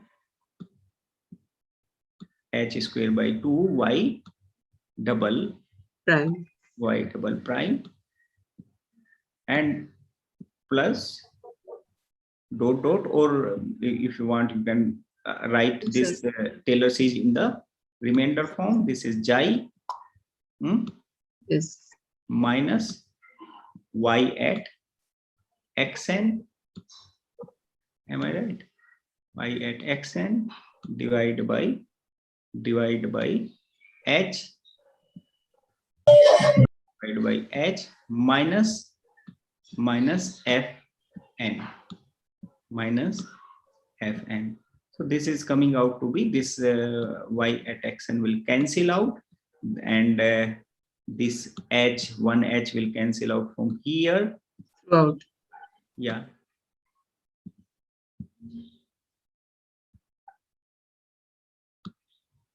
Here, and one h will cancel out. So that is coming out to be 1 by 2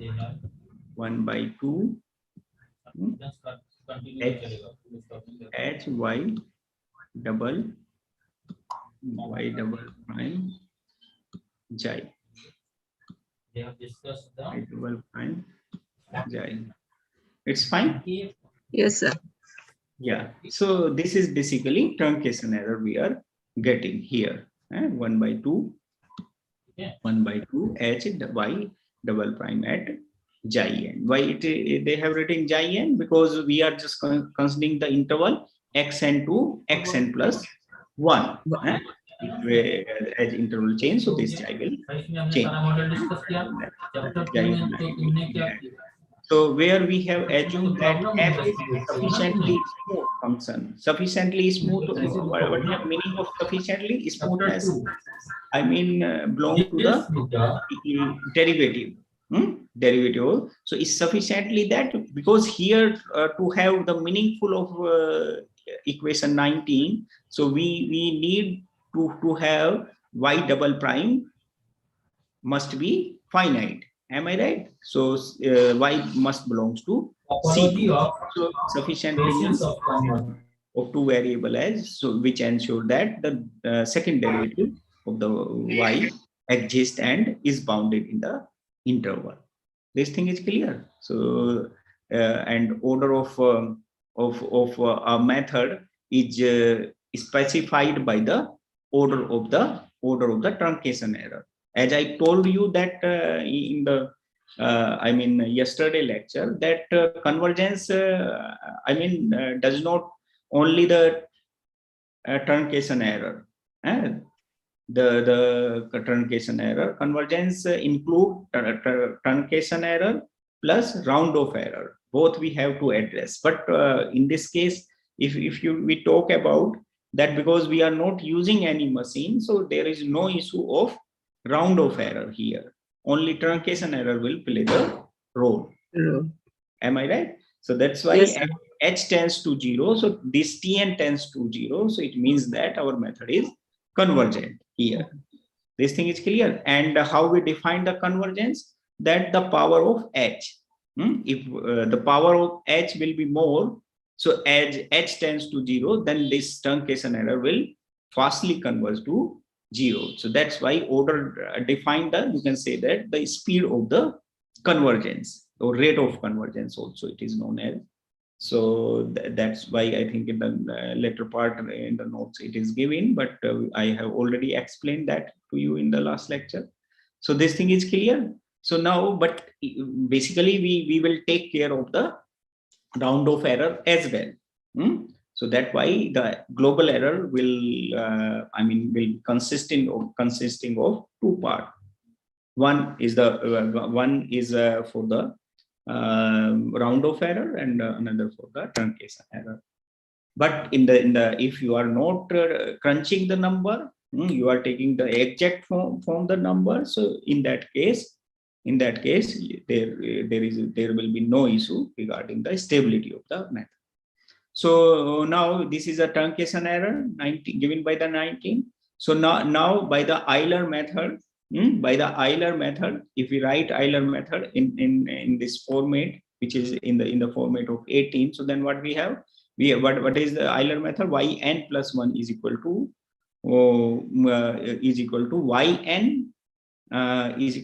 yn plus h fxn. So we have written this Euler method in that form. Take yn on the left hand side and then divide by h, and then take h to be left hand side, and we have written left hand side on the right hand side. This thing is clear? Yeah. So now why we have written this? This is because of some particular region to have the similar kind of this. Now we subtract this one from this one. Am I right? So on the left hand side we have Tn. Tn is equal to y at xn plus 1 minus yn plus 1, which I denote by en plus 1. Then minus sign y at xn minus yn, that is we denote e. So in the numerator we have that Tn is equal to en plus 1 minus en divided by h, and this and this fxn comma y at xn minus, because please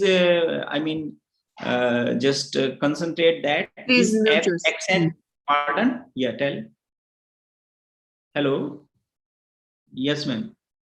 Yeah, so fxn y at xn is not equal to fxn comma yn. Are you agree? Because y at xn is not equal to yn. So that's why this difference. And then take multiplying h on both hand side, and then keep en plus 1 on the left hand side, and rest of the term on the right hand side. So I think you should all the participants should do simultaneously on your notebook. So then things would be more clear to you. So en plus 1 is coming out to be en plus h times fxn y at xn minus fxn comma yn plus h into tn. Now we are assuming that yn minus y0 is less than equal to, say, capital Ym. That can be done because in the second component, this is the function is Lipschitz continuous, so we can use the we can use this in the we will apply here the Lipschitz continuity, because f is Lipschitz continuous in the second component in the y. So we can write that. This thing is clear.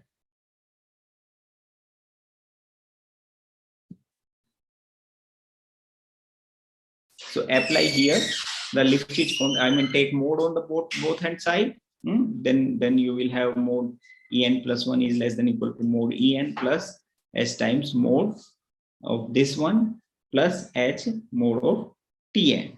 This thing is clear. And then apply here the mode of xn y at xn minus mode of xn comma yn is less than equal to L times, where L is the Lipschitz constant, L times mod y at xn minus yn. This thing is clear. So then we will have that after some simplification, or if you can fill the gap, that it is coming out to be 1 plus because y at xn minus yn, we are denoting that as en. Am I right? So one en is sitting here and one en will h times L into en. En means y at xn minus yn. So that we also know this one. So we combine these two en and we have this one plus h times tn. This thing is clear. Let capital T, we are taking the maximum of tn. We can take that because it's a finite number. So a mod en plus 1 is less than equal to 1 plus hl mod en plus h capital T. Now by the induction and noting that 1 plus hl, just you expand this, you can expand that. So you will see that 1 plus hl 1 plus hl is less than equal to e raised to the power hl. So we just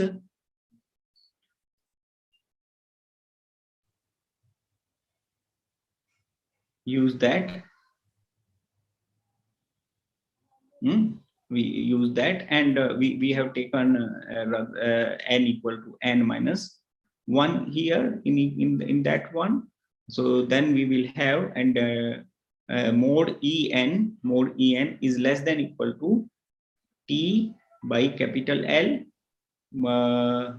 into 1 plus h L power n minus 1 plus 1 plus h L n power n and mod e0. So what we do, what we did, we start, I mean, first you put here, just put n equal to n minus 1. So you will have on the left hand side mod en is less than equal to 1 plus hl into mod e n minus 1 plus h t, and then n start from, rather than 0, then n start from 1.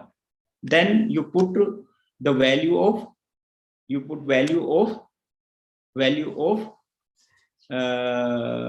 n minus 1, because why we are doing that? Because we don't know en. Am I right? En we don't know, but we know E0. What is E0 basically? E0 is y, E0 is y at x0 minus y0. But we know that that is given, so that is 0. So that's why we keep reducing that, I mean putting the value and just simplify to E0. Am I right? So if we are not using any machine, so then this component will become 0, because ideally, but once you are using the computer, so then it is not necessary. Yeah, please tell. Sir, your writing screen is not visible. No, but I am not writing. You are not writing, sir, but can you share your notes, because if you are from that, or you have just explaining? Yeah, I'm just explaining, because it's happening, I think, simultaneously. I mean, sir, on your PDF there will be one pen. You can pick it up and side by side write. I think this is how it works. I can write, but then because I have only today, I have to finish that. Okay, sir. So that's why I'm giving you, so that the who are interested to work out, so then they can do that easily. Okay. Because if I am writing, so then I think I would not able to finish that. Okay. I finish, at least I want to complete this up to for the single step method. Okay, sir. Okay, fine. So that's why I'm giving you the hint, and all are, you are saying that either the teachers or researcher, so they can just catch these things. Yes. Or Excuse me, sir. anybody Sorry have, to interrupt you. pardon, Excuse me. please tell. Sir, are you explaining this from the PDF? Because we can't see the PDF on the screen. That's what I'm saying, sir. Oh, okay. Yeah, you have to share your PDF. That's what I'm asking. Okay. Yeah. I thought I am. No, you can share your PDF, and if you want to write, there is one pen on the top of it. Board.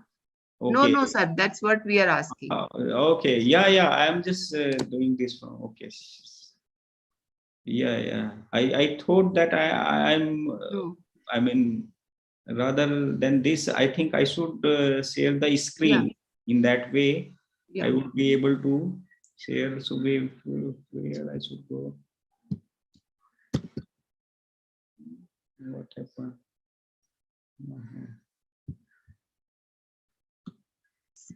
So you will have to stop this sharing the screen only then. I am not able to do anything. Okay. At the bottom you have, or at the top there will be. You have to just stop sharing and then again share. Yeah. Oh. Your screen sharing, but how I should do that? It's hang. Yeah, it's hang, I think.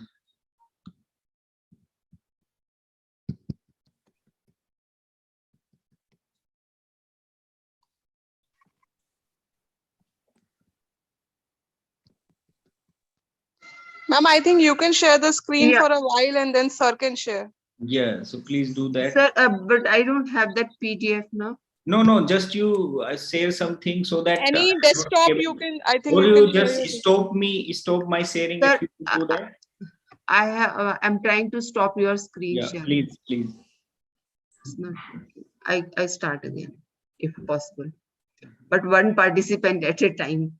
Multiple participants. Yeah, I think I don't know. No, I think, sir, I'm just trying to stop your sharing. Yeah, but not able to do that. No, because you have already shared. No, that's yeah. Ma'am, but if you will share something, then automatically sir ki sharing stop ho jayegi. No, I've done it. No, it's not getting done. Multiple sharing also option I have started, but. All right. Okay, I'll start whiteboard if possible. Yeah, please do that. You can see my whiteboard? No. Yes, ma'am. So. But I am not able to see. I think my. Because it is. And. So you have to stop sharing, only then you will get the other screen. Yeah. I think I have to restart my computer. You can do, sir. You can restart. We'll waiting. Time actually the problem. I'm stopping. Now you can stop. So I'm just restart my computer. Okay. So wait sure, for sir, we are waiting. 1 or 2 minutes it will take. Yeah, sure, sir, we are waiting.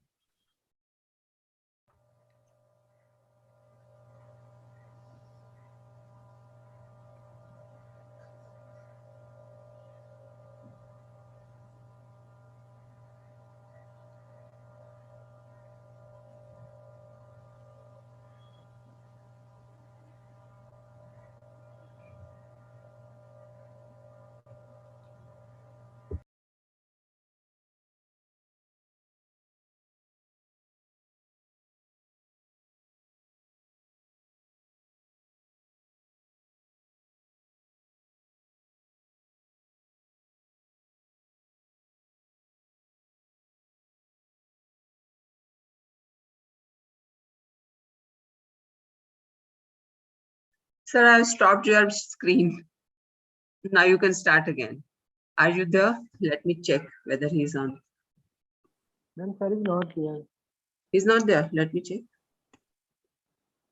Yeah, he has left for the moment. But that's why he'll join again, no? Sure.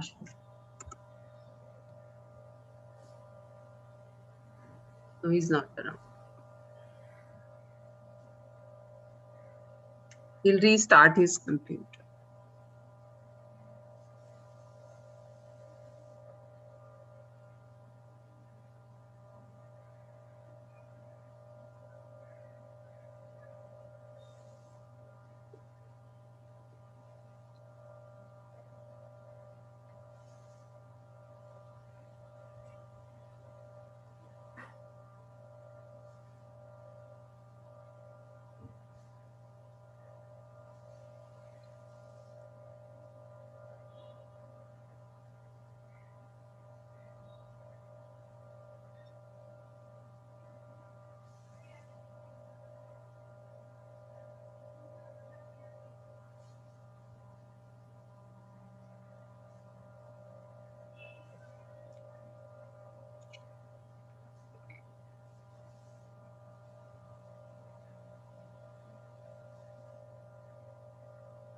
He has joined.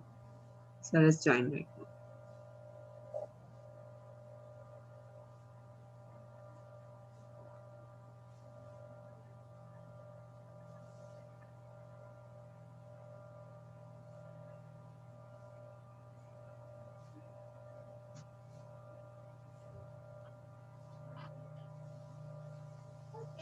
Again, he's left.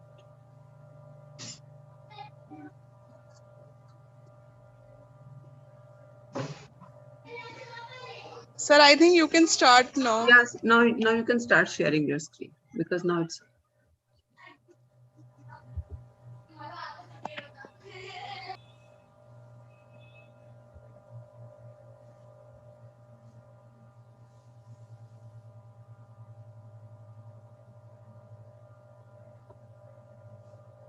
Yes, sir. Now it is Yes, visible. sir. Your Yeah. screen is visible Our now. screen is visible. Sir, now.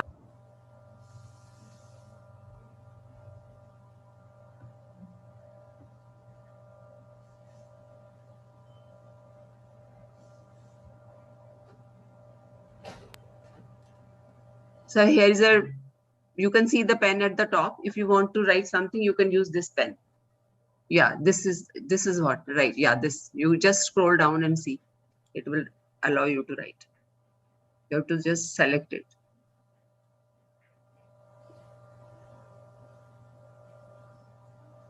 Sir, you are muted.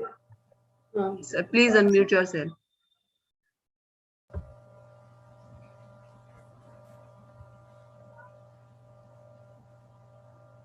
So you are not audible. Yeah, now it's fine, I think. Now it's Yes, yes. So where I can Sir, write? this is where your cursor is there on the right of it. There is your drop down menu. If you just find, here is one. I can see the arrow. No, left. This one? This No, right of this. This is what, and just below, slightly below this, your cursor. No, you are going to the left. So there's one pen. Now you can pick it up and then write. So right, it's showing that there's a pen. There is a pen sign. So where your cursor, you just see your cursor just a little bit above of this and right hand side. Just write. No, sir.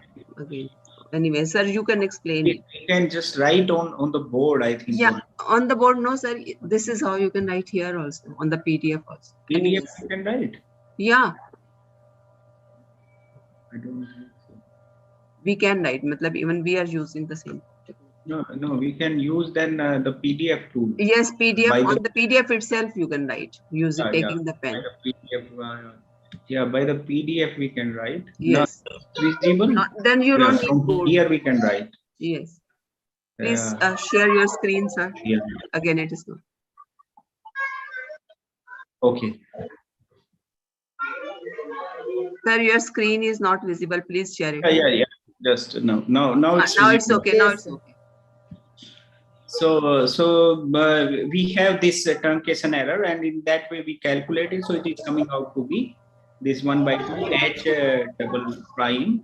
So you will see that the order of the convergence, which is defined by this is the consistency error, we can say that, and the order of a method is defined by the order of the consistency, mean the order of the truncation error. So it's coming out to be one Euler method. So now, but as I told you that we have to be careful of the round off error also. So that's why global error consists of two part. One is the round off, which address the round off error, means stability, and the other is the truncation error, which is addressed by the consistency. So we have written this, and we subtract this equation from 18, and we reach, I think, this. So till here it was fine, ma'am. That time it was showing. Sir, we could have seen this. Okay. So I mean, just make a difference between the two. On the left hand side we will have Tn, and on the right hand side in the numerator we have y at xn plus 1 minus yn, so that we have written en plus 1. And next we have minus y at xn minus yn, that we denoted by en, and then take multiplying both sides by h and simplifying, so we are getting this one. Now we are applying, because we know that this function is Lipschitz continuous in y component. So we know that mode, if we take mode on the both sides, so then en plus 1 is less than equal to mode en plus h times mode this plus h times mode tn. So we can replace this using the Lipschitz condition, that this function is less than equal to L times y at xn mode y at xn minus yn. Am I right? Which we denote by en. En, this one. So we have this thing, and take en, because one en is sitting here, one is here, so and L is there, so we have this one, 1 plus hl mode en plus h times tn. So now it's fine that we have, I mean, en plus 1 in terms of en, previous iteration, but we don't know that en. Am I right? But what we know E0. Am I right? We know E0, because y at 0 is known to us. Y at x0 is given. So we are trying to take the right hand side in the given form. So what we did by the recursive relation here, because if I put en, put n equal to n minus 1, so then what I will have en on the left hand side less than equal to 1 plus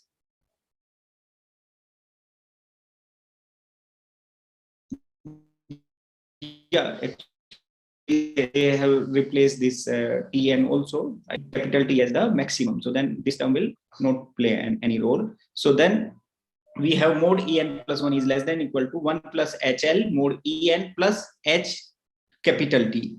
This thing is clear. So now what I will do, I will replace this en, and also one thing I am doing, basically I will try to rather than have bound on en plus 1, I will try to have bound on mode en. Am I right? So for mode en, what I will replace n by n minus 1. So left hand side I have mode en less than equal to 1 plus hl mode en minus 1 plus ht.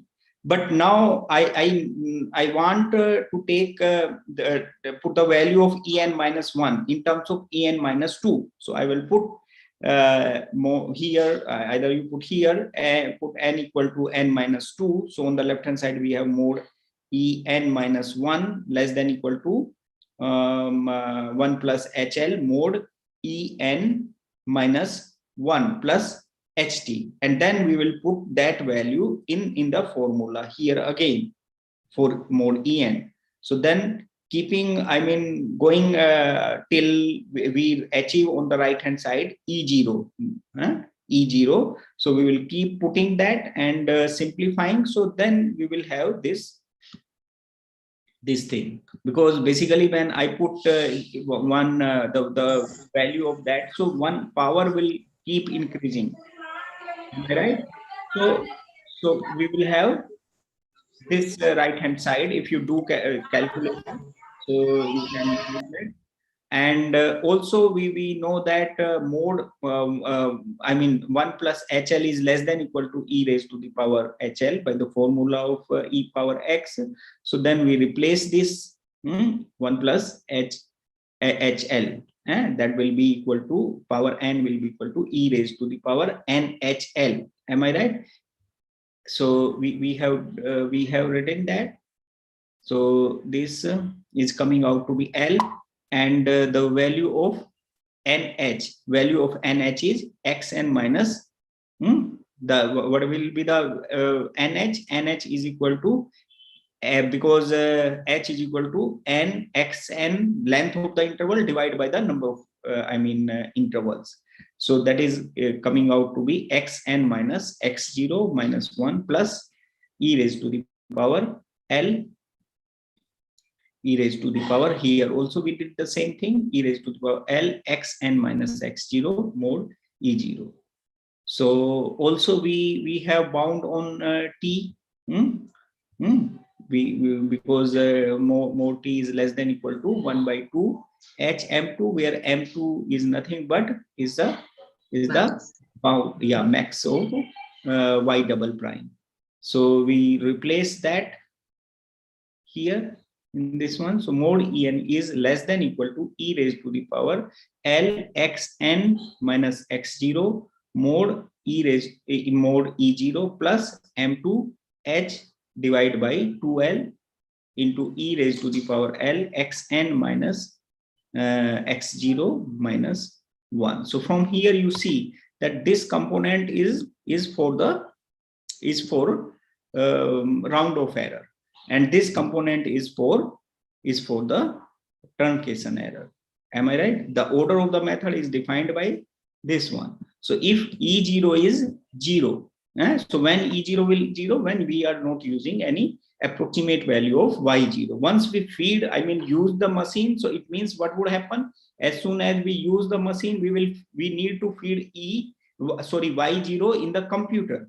Once we do that, so then it may truncate that. In certain cases, suppose its value 1, so it will take 1. But suppose its value is 1 by 3. So in that case, suppose Y0 is 1 by 3. So in that case, it will take its approximate value of 1 by 3 rather than the exact one. Am I right? So that's why this E0 will then non-zero. So that's why it's this thing. So then using the same similar step, we can find the estimate for the theta method, and what type of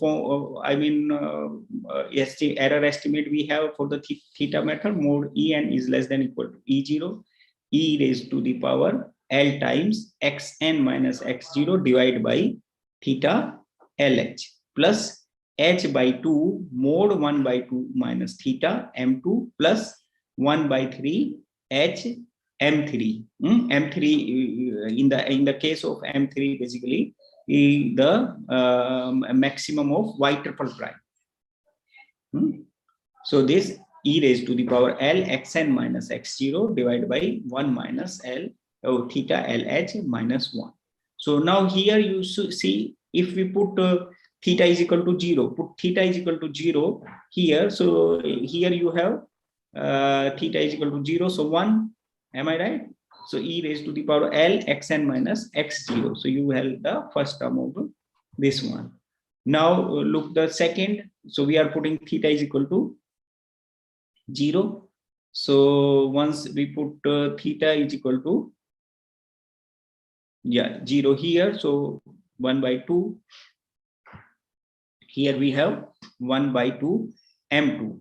Am I right? You multiplying this inside. So what we have? 1 by 2 h m2 divided by L plus 1 by 3 h square m3.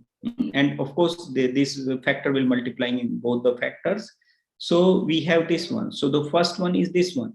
And the one more term would be there, that 1 by 3 h square m3 by L into this term. Am I right? But we once when we have the series in the error equation, when we have a series in h, so we will take its the lowest power. So lowest power in that case is h. So that's why the order will be specified by the first term. So we will have this one.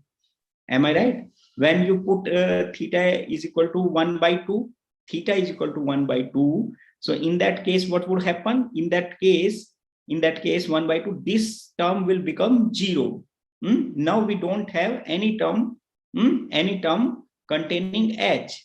Am I right? What we have? We have 1 by 3 L h square m3 into this expression. So that's why for theta is equal to 1 by 2, the method is theta method has order of convergence 2, and for theta is equal to for other value of theta, I can say that between 0 and 1 except 1 by 2, this method has order of convergence 1, and for theta is equal to 1 by 2, the method is known as the trapezium or trapezoidal rule.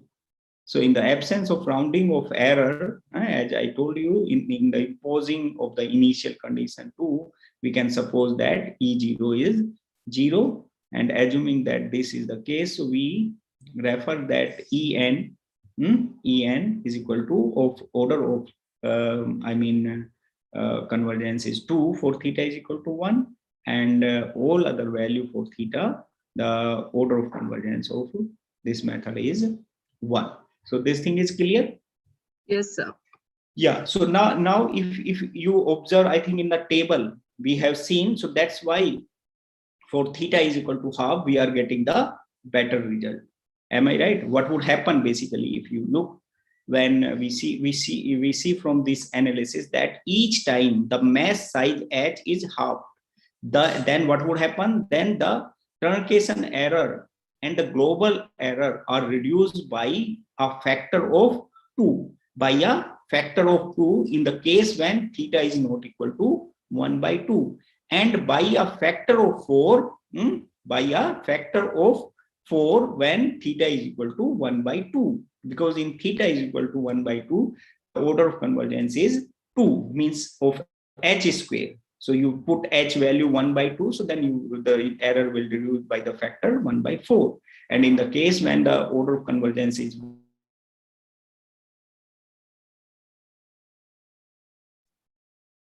Sir, you are not audible.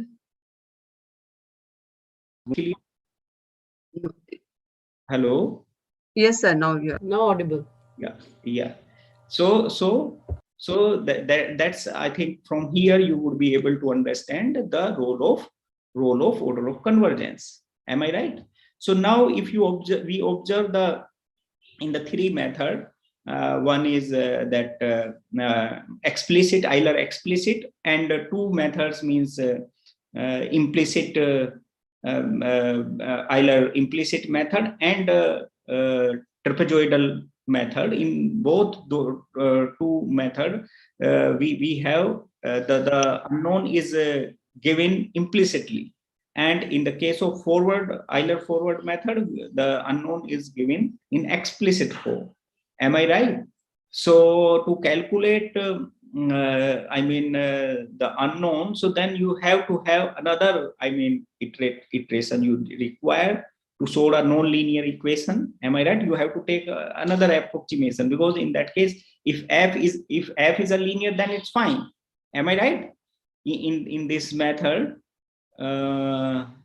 trapezoidal method or implicit Euler method, if f is linear, so in that case, what would happen? We can extract this yn plus 1, and we will take it on the left hand side. We will combine with that, and we can write this in form of explicit one. Am I right? You will see in any book, you take any book by Professor M.K. Jain there. So where this f is a linear, so there's nothing to worry. But when f is non-linear, so then you have to solve the non-linear equation. Am I right? Then you have to apply some another approximate method like Newton's method. You will do that for solving the non-linear equation for yn plus 1. So that's why. But what you can do, that you can make this trapezoidal method in explicit form. What you can do that for writing, this. Yeah. For this value, what we will do, we will use the explicit Euler method. We will use here the value of this in explicit method, and then we have this method. Yeah, this one. So now this is a explicit method. Am I right? Order of convergence of this method will remain 2. Yn plus 1 is equal to yn 1 by 2 h. And we have taken here the approximation of yn plus 1 by the explicit Euler. Am I right? So then this is known as the improved Euler method. Why we call it improved Euler method? Because we have explicit Euler, but order of convergence, or we can say that not exactly it will be 2, but naturally it is improved. But when we can do the same thing in the implicit, but there if you do that, so there nothing we will achieve, because order remain the same. So that's why it is known as the improved Euler.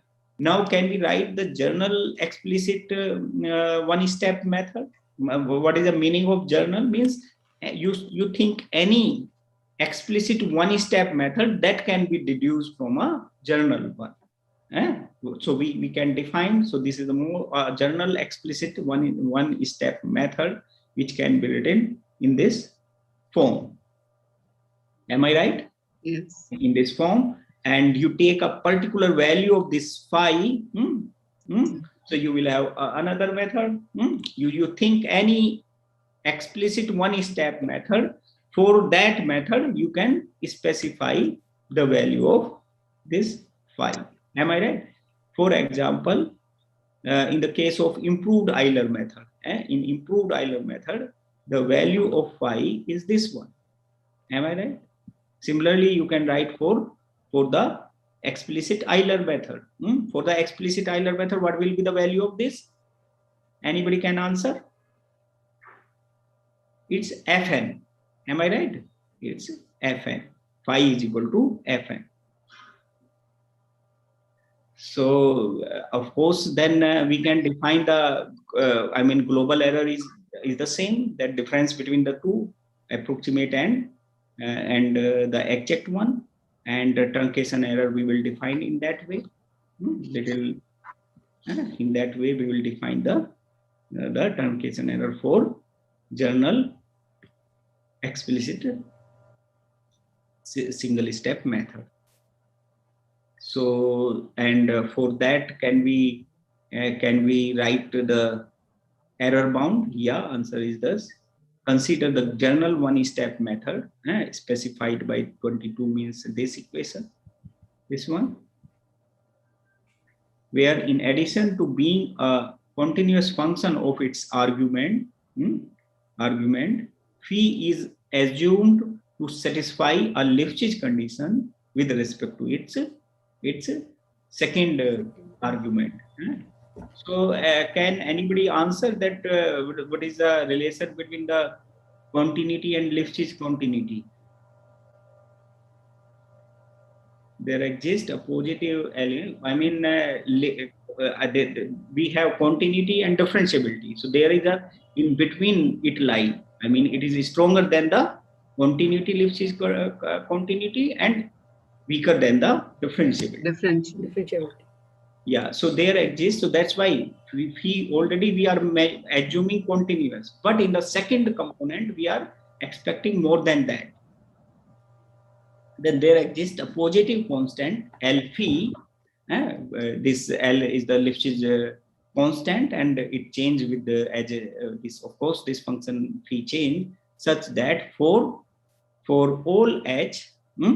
For all h between 0 and h0, and for some region R is the region where the y and x lies, as in Picard method, where the solution lie is.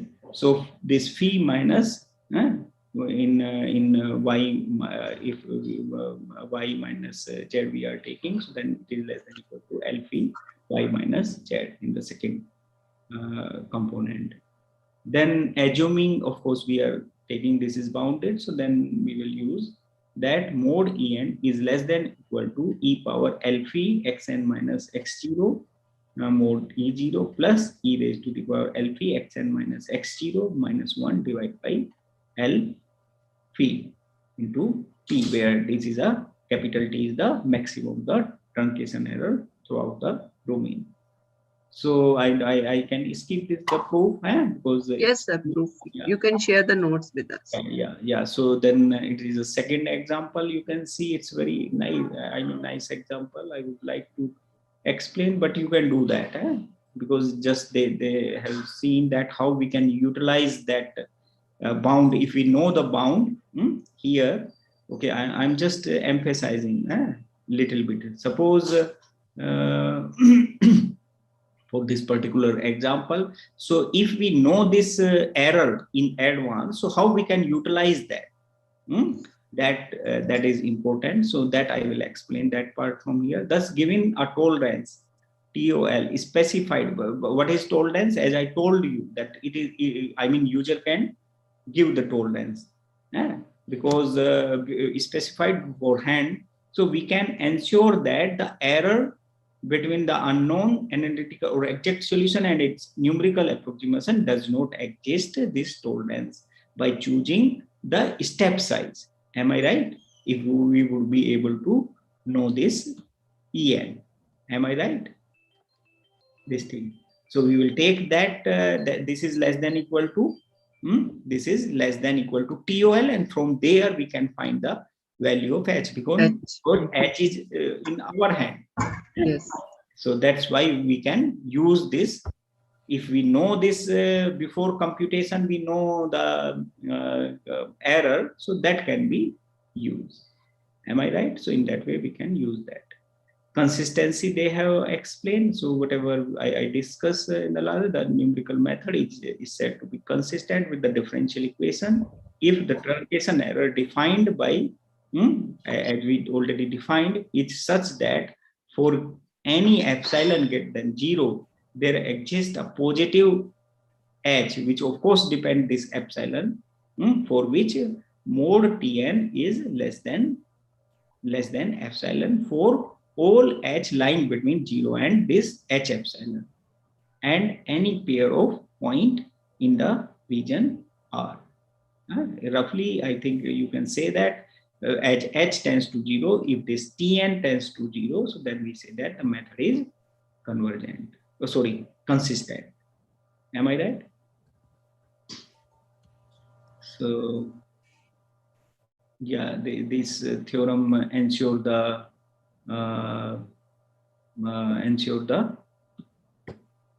convergence. This theorem 4 does not tell the convergence. This tells the, this is the definition, consistency. But the theorem 5 gives you the convergence result, because here we are not talking about the Tn, we are talking about En, basically y at xn minus yn. This tends to 0, as H tends to 0, and xn tends to x. Xn tends to, because as to suppose you have a 1 point x in the domain. So if you are changing your step size, if you are taking a bigger step, so you will reach at x early.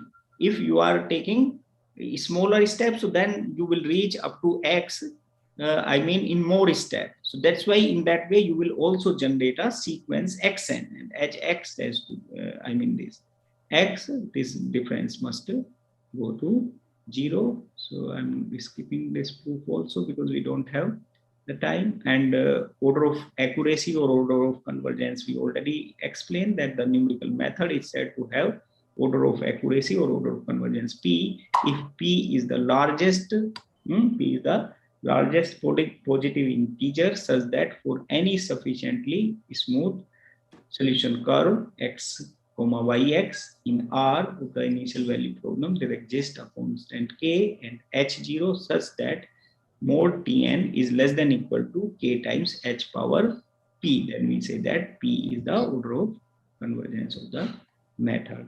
So whatever method we have developed till now,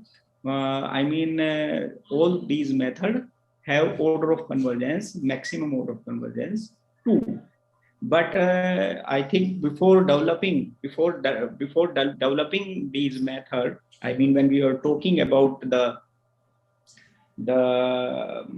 talking about these Taylor's, the method generated based on Taylor's I mean approach or Picard. So there, I mean, what was the beauty of the method? That we can have the desired accuracy. Am I right? But here we are able to do that only up to order 2. So now I mean, we wish to basically increase the order of convergence, or we can say that accuracy we wish to. Accuracy. So to do that, I told you in the beginning that in the approximation theorem, in approximation theory, the distrust theorem play an important role.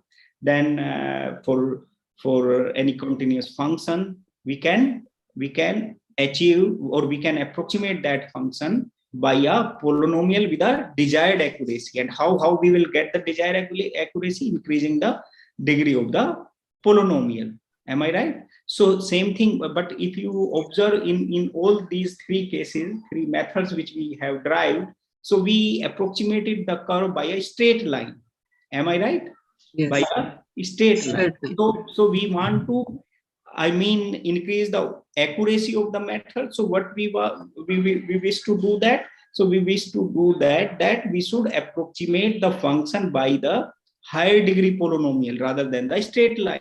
Am I right? And for that, what we require, because till now we require 2 information at the both end, means y at xn is, I mean, we have, and y at xn plus 1 we have. So if we are using these one, so 2 information. So by using these 2 information, we can, I mean, fix a straight line only. Am I right? Because ax plus b. The equation of the straight line is ax plus b. So to fix a straight line, we have to fix a and b. So we require 2 information. Am I right? If we want to fix a quadratic polynomial, so then we have ax square plus bx plus c, 3 parameters. So at least we require 3 conditions. So I mean, to do that, we have 2 ways.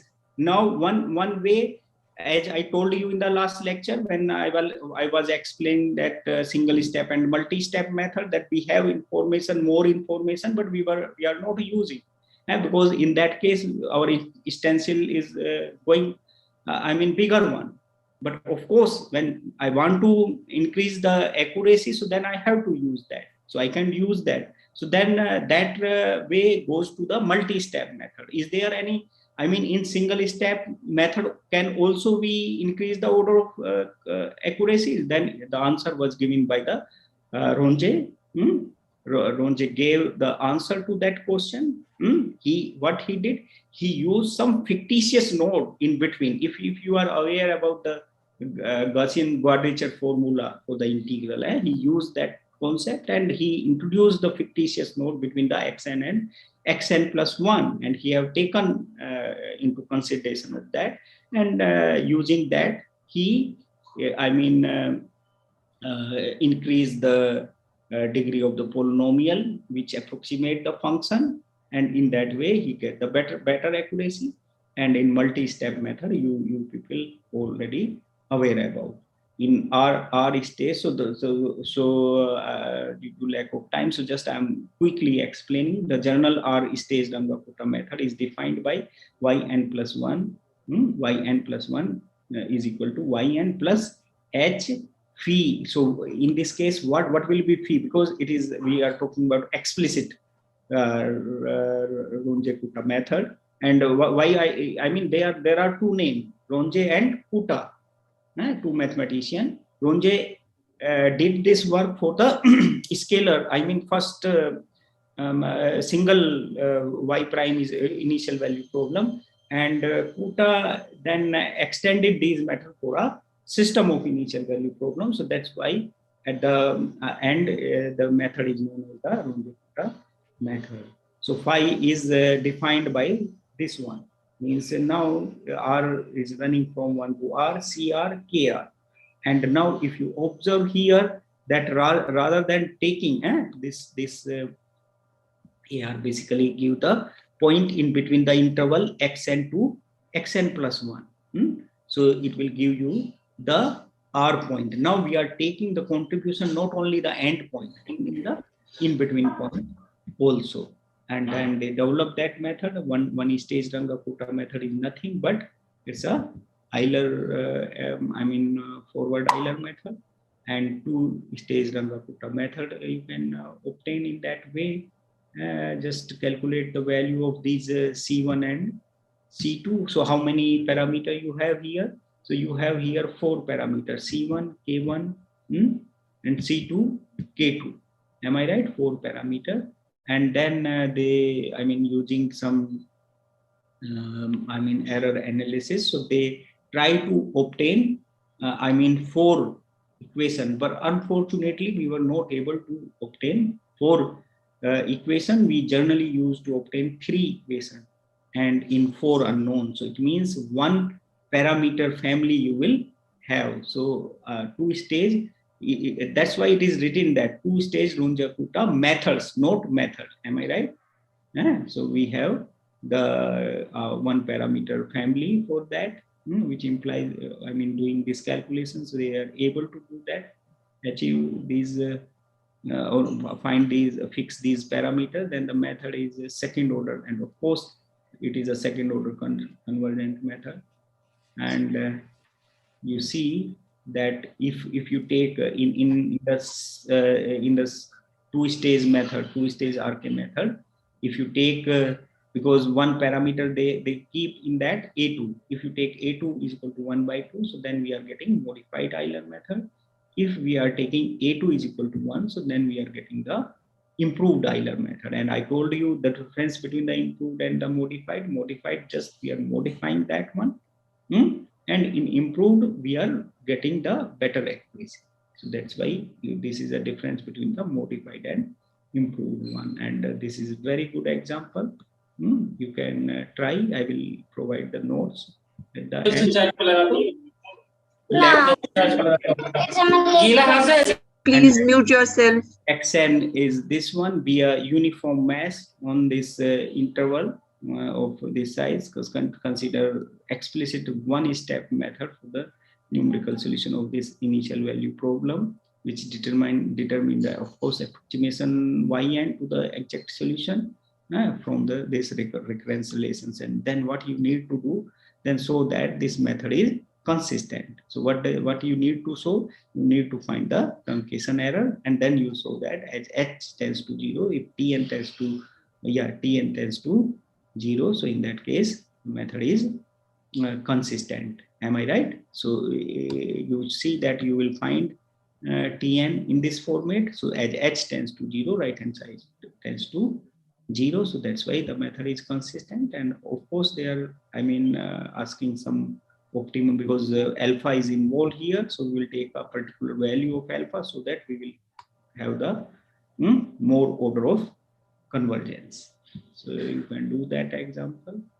So, and RK 3-stage method. So in RK 3-stage method, we have this is a general form RK 3-stage method.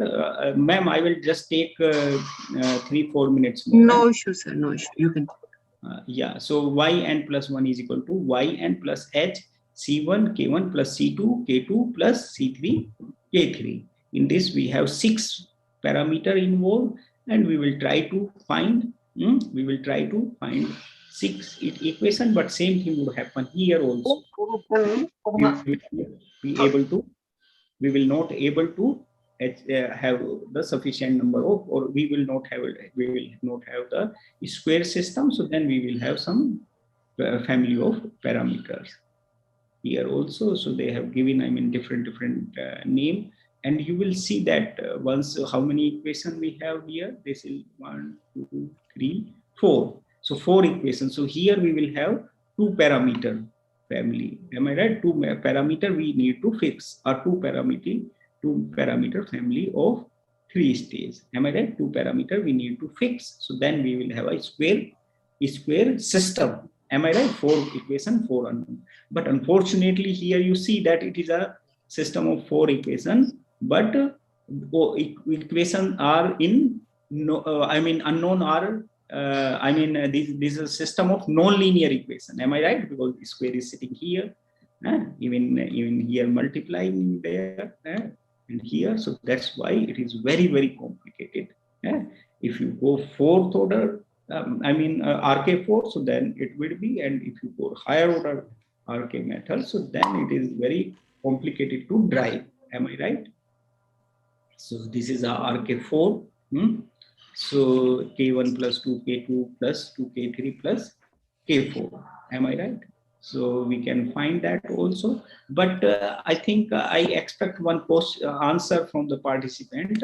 I think in most of the cases, you might have heard that RK4 is the most popular method among all RK methods. So why it is so? Anybody can answer?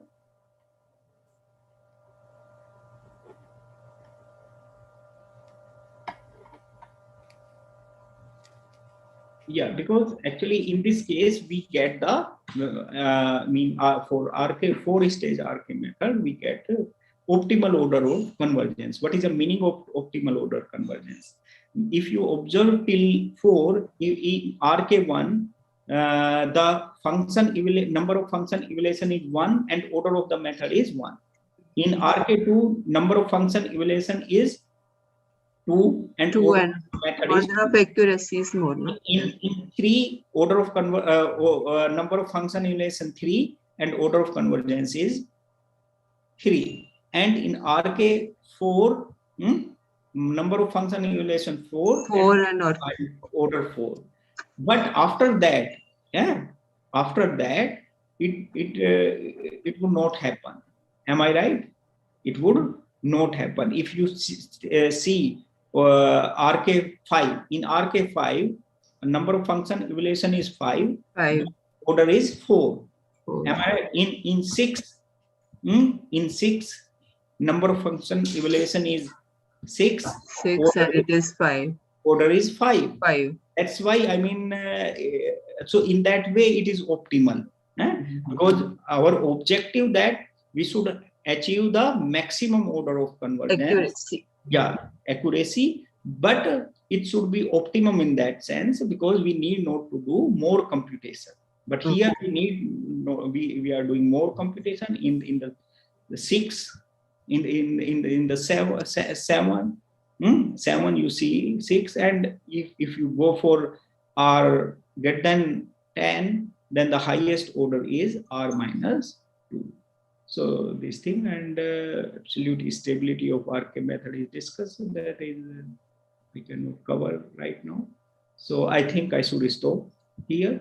So any doubt, anything, anybody can have. So thank you very much, sir. For the last 4 days, we were listening to you and your methods for evaluation of numerical methods for IVPs and development and analysis of continuous approximate methods for IVP. And all the concept which you explained were so informative, and we got everything what we need for our further studies. So before we conclude for today, I will ask Mrs. Harindri Chaudhary, the convener of the event, to say a few words, because it is last day for Professor Kapil Sharma. So formal vote of thanks is required. Yeah. Thank you, Usha ma'am. Am I audible? Yes. Thank you, Kapil sir. The way you have explained Picard methods, Taylor methods, Euler methods, improved Euler method, explicit methods and modified Euler method, and today you explained just now Runge-Kutta methods and their optimal order of convergence is phenomenal. Thank you very much, sir, for the excellent conduct of lecture series in Tew-Dea 2021. I do hope that this association, that is Deshbandhu College and South Asian University, will go a long way. Thank you very much, sir. Thank you. Thank you, sir. And I also thank all the participants for being with us even during those technical glitches, which is a part of our online program always. We should be ready for that. Thank you with us for everything. And Professor Kapil Sharma, you require a big thanks from all of us. because you are also very patient enough and you explained one-step method also earlier also, but this time it was totally crystal clear. So thank you once again for Thank being you. with us in all this. Thank See you you. next time, sometime when we get offline and we'll call Yeah, you for this. sure. I think then. Yeah, we'll be very happy to have one-to-one interactions that is required. Thank you. Thank you, ma'am. Okay, Thank now you. can we conclude now? Yeah. Okay. Yes, ma'am. Yes. Okay, see you tomorrow, all of you. Be there. And thanks again, all the participants. Okay, welcome. Thank you, So ma'am. tomorrow we'll be having a new speaker from 6 to 7, Professor Navneet Jha from South Asian University. From again South Asian University. So see you tomorrow, all of you. 5 minutes before 5, because Professor V.T. Sharma is very punctual and he always reaches sharp at 5. Starts his lecture, in fact. Okay. So we are leaving.